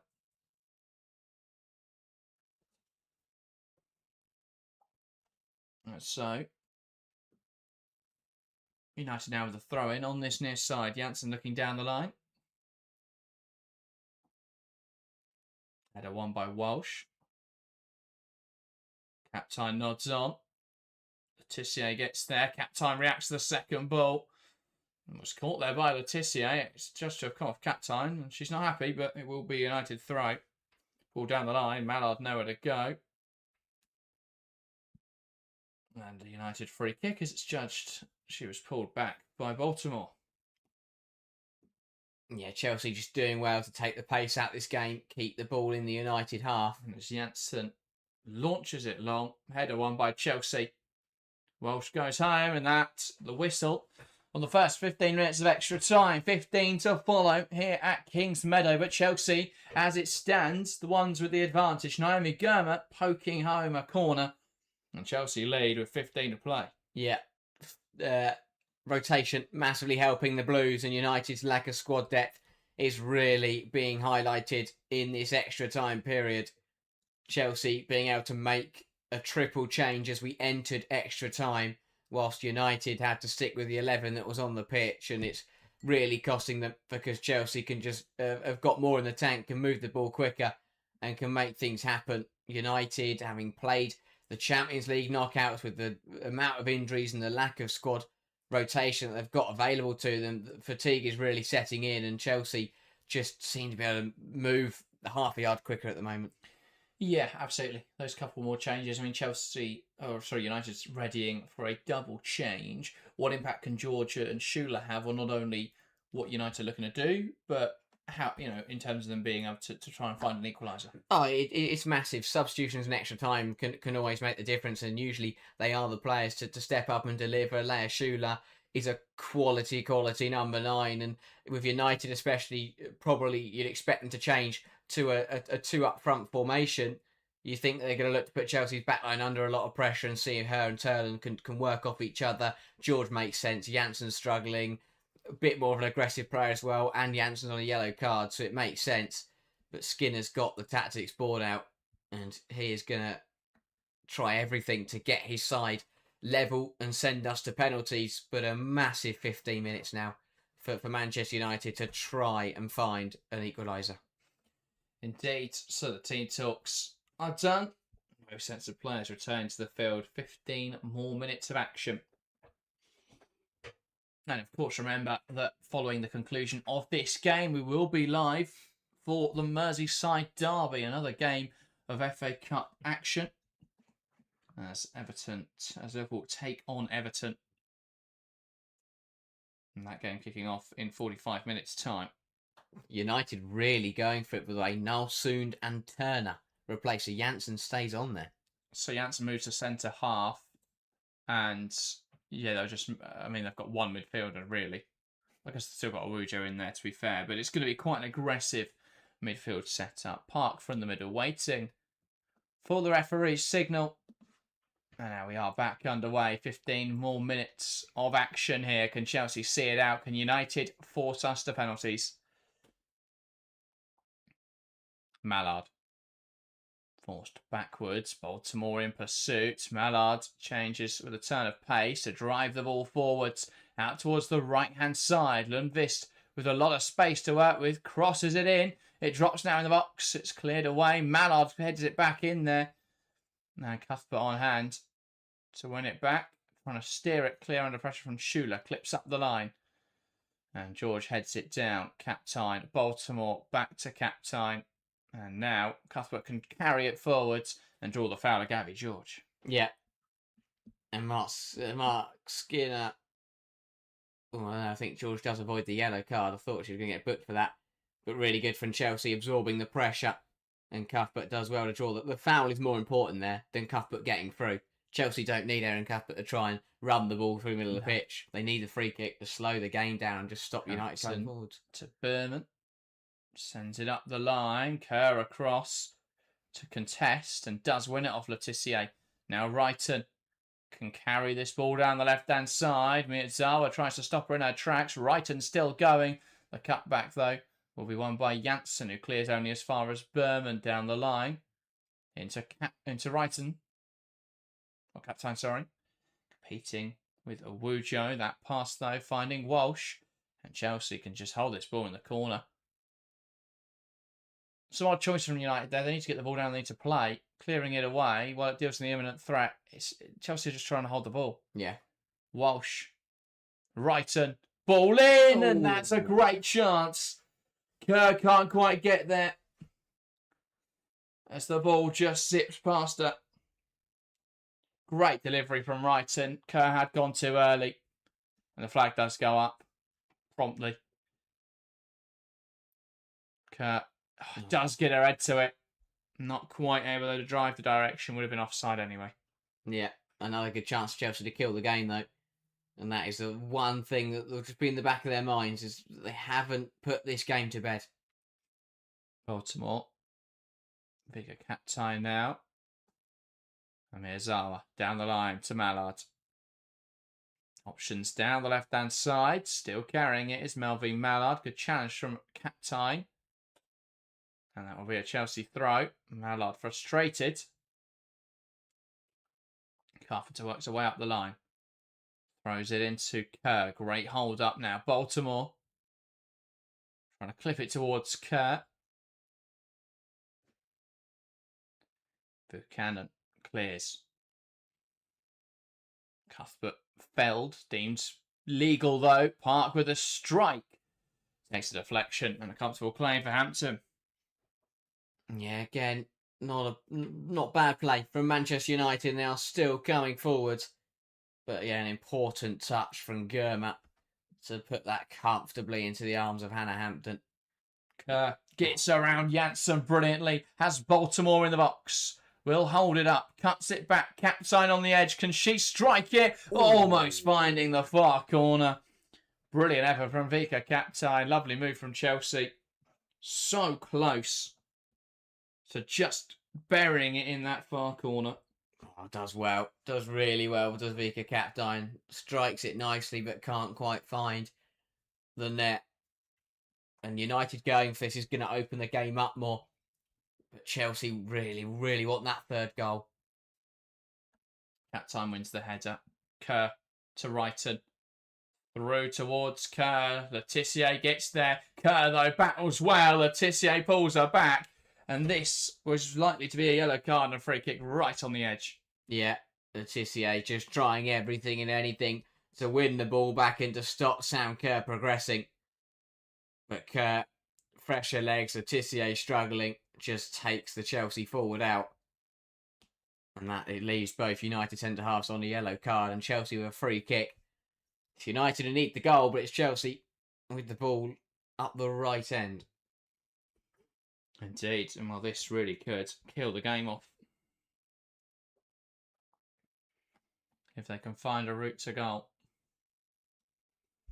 Should have got to just put this on target now. Yeah. And then hope that either score or win a corner. Yeah. Crossing it in just risks it getting cleared, and then there's a chance it gets countered. I mean, Chelsea are setting up here to try and head home. It's a bit wider an angle, to be fair, than I thought it was. Cuthbert takes, hits the wall, falls back to Cuthbert, who goes back to Germa, delivers it in there, and that's over here, and it'll go into the Chelsea end. Not sure that was the right decision from Naomi Germa to just try and fire that ball back in there. Obviously, Chelsea would like to score a third goal, but I think it's more important just to recycle it and keep hold of the possession. And Tyler's choice. Looking to send this forwards, and Chelsea and United will bring a change here. So that is going to be Hinata Miyazawa withdrawn. They are absolutely going for this game. And on in her place is the youngster Drury. I mean, this is a big decision. They're throwing everything at it, aren't they, United? 16-year-old to try and win the game. They have Mallard playing middle of the field now. With Awujo and Turland, I think. Baltimore brings it forwards, shifts it inside. That's overhit. Letitia can carry it forwards now. Cuthbert will work across. And Berman steps up brilliantly onto Park. Shifts it inside. Captain to the right-hand side. Good pass into Baltimore, who's happy to hold it in this corner. George will come and put the pressure on Baltimore. Wanting to take her on. Looking for the cutback. No one forthcoming. Walsh now. And Park gets in front of her.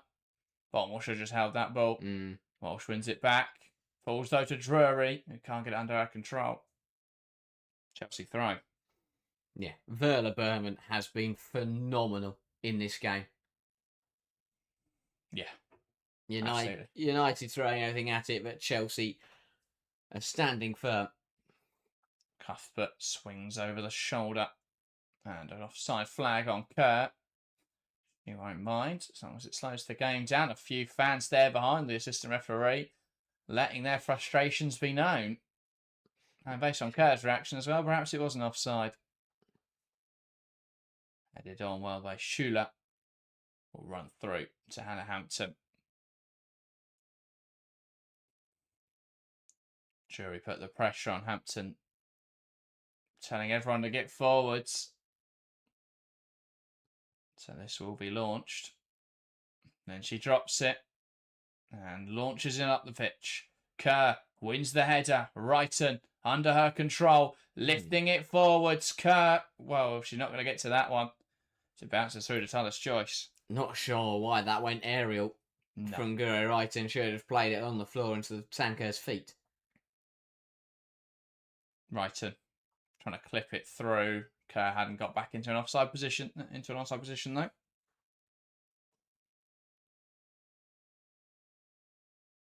Letitia sends it long. Buchanan can't win it. Mallard now. Brilliant.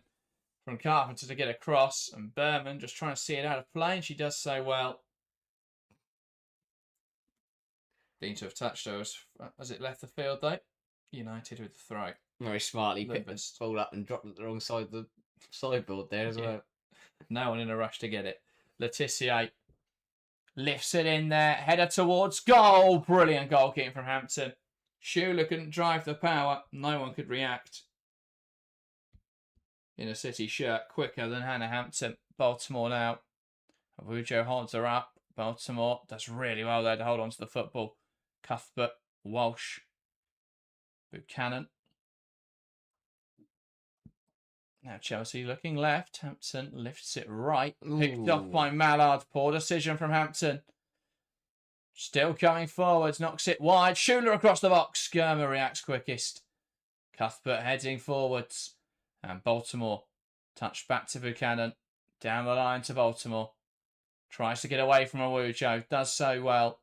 Awujo gets back in. Baltimore still going. Had to just burst away from her there, Sunday Baltimore. She looks visibly tired. She hasn't played the full match. No. Park. Pokes it through.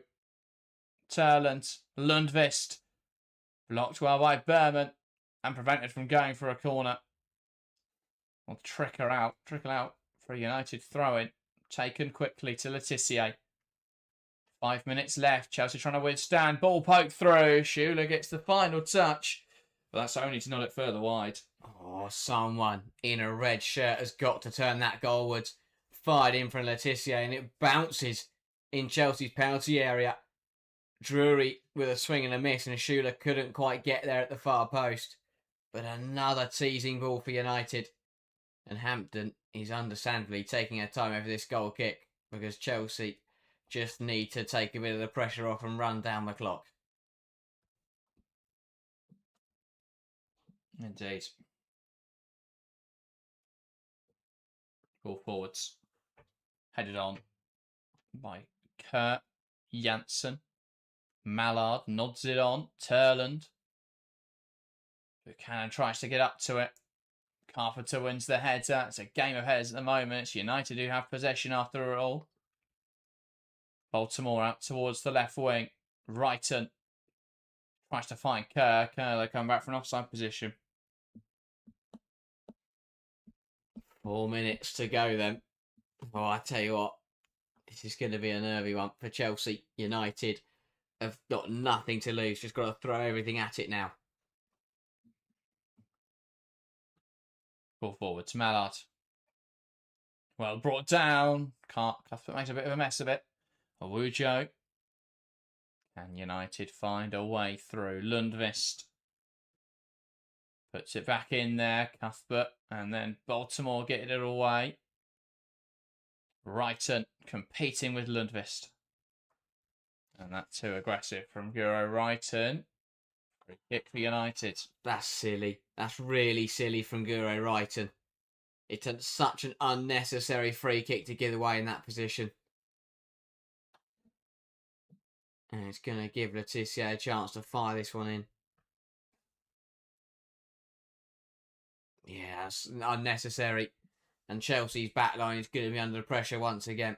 Talis Joyce is up there as well. United are throwing numbers at this. Talis Joyce making the far post run. And that's headed away. Will fall for Park, who touched it to Awujo as Talis Joyce retreats. Letitia through the crowd of bodies. Comfortable claim for Hampton. Yeah, not quite the strike Letitia was looking for. And again, the ball goes in. First contact was a blue shirt. Not what United needed. It was well hit by Letitia, but always dipping, and Hampton was always going to get that. So the kick up the pitch wasn't great from Hannah Hampton. Walsh launches it forwards. Letitia brings it down. Tallis Joyce back to Letitia. Launched long. Germa wins. Out to the left-hand side now, though. Park lifts it into the box. Sampson with the claim. 90 seconds to play. Yeah, United have thrown everything at it in this second half of extra time, but you just feel that they are going to run out of minutes. Kerr competes. Bounces out, and that will be a Chelsea throw. Adobe, TNT giving the player of the match to Naomi Germa. Had a brilliant game, to be fair, but for me, it has to be Villa Berman. Absolutely immense. Good. Oh, and someone on the United bench just been booked. I know why they gave it to Naomi Germa. She scored what was likely to be the winning goal, but for me, Berman was instrumental. She could have had the winning goal, but it wasn't for a fantastic save from Tallis Joyce. And fantastic at the back. Absolutely fantastic. Cap tie. That's deemed offside. Free kick for United. 30 seconds left. That line-out not favourable with the Chelsea fans behind him. And I can't say I disagree with some of their thoughts. Headed forwards, Janssen. And now Germa heading it on. Drops for Cuthbert. Wrighton. Picked off by George. Kerr wins it back. Cap time. Flags up again. That time a fair decision. Kerr went too early. I think that's the thing. I mean, there have been some egregious decisions, but I do think Kerr has not timed the offsides well at all today. Just going way too early. Tallis Joyce in the box again. A minute of additional time at the end of this extra time period. Ball in there, headed up in the air. One back well by Walsh, who launches it out of Kings Meadow. Right decision. Letitia bringing it down. Puts it in the box. Headed away well. Janssen strikes. That's blocked. One back on the edge by Chelsea. Awujo battling for possession. Captain clears. Awujo shoves her on the floor. Chelsea pulling their teammates back up there. Cuthbert. Letitia. Everyone in the box now for United. Swung in. Headed away. It will drop for George. It's blocked. Is there a handball in there? It's claimed. Nothing given. United furious. Tell you what, I'd like another look at that. I think that did hit Baltimore's arm. Oh, it's tucked in. It's tucked in, but it does look like it makes contact with the hand of Sandy Baltimore. Letitia puts it in there. And it's cleared away by Captain, and that will see the final whistle sounded. Chelsea 2, Manchester United 1, and Skinner leaving absolutely nothing on his mind, keeping nothing to himself, shouting effing cheats there at the pitch at Kings Meadow. But ultimately, it's Chelsea who will progress to the quarter-finals. And what a hectic 120 minutes of action. Wow. It had a lot of drama. It was cagey to start, chaotic to end. Chelsea progressed, though. Brilliant from Germa and Berman in particular, and Chelsea see themselves into the next round. Yeah, what a game. 120 minutes of brilliant football between two top sides. The better team came out on top in the end, but yeah, what a game of football. Yeah, absolutely. I mean, even Manchester United pushing at the end there. They had 13 shots and 7 on target. Only 0.76 XG in the entire game, though. Just could never find a way to really create anything that strong against that Chelsea backline. The Awujo goal taking the majority of that XG as it fell in a fairly kind position. But there we go. What a dramatic day. We've already had a FA Cup action. We've got a lot to come. over today, over the rest of the day, and tomorrow. Join us in about 17 minutes. We're going to push the start of the next stream back a little because this has gone to extra time. We're live with 10 minutes till kickoff. So join us at 20 past 4 for the Merseyside derby. What a good game that should be. And if you want to join us for that, stay on this stream page and you'll be taken over to that stream. Also, if you are new around here, haven't yet hit subscribe, we're trying to hit 10,000 subscribers before the end of the season. We've got 2,100 to go. So if you haven't yet subscribed, help us today. We could hit 8,000. So if you hit that subscribe button, we might get to that goal. That was everything. Thank you guys very much for watching, and we'll see you in a moment.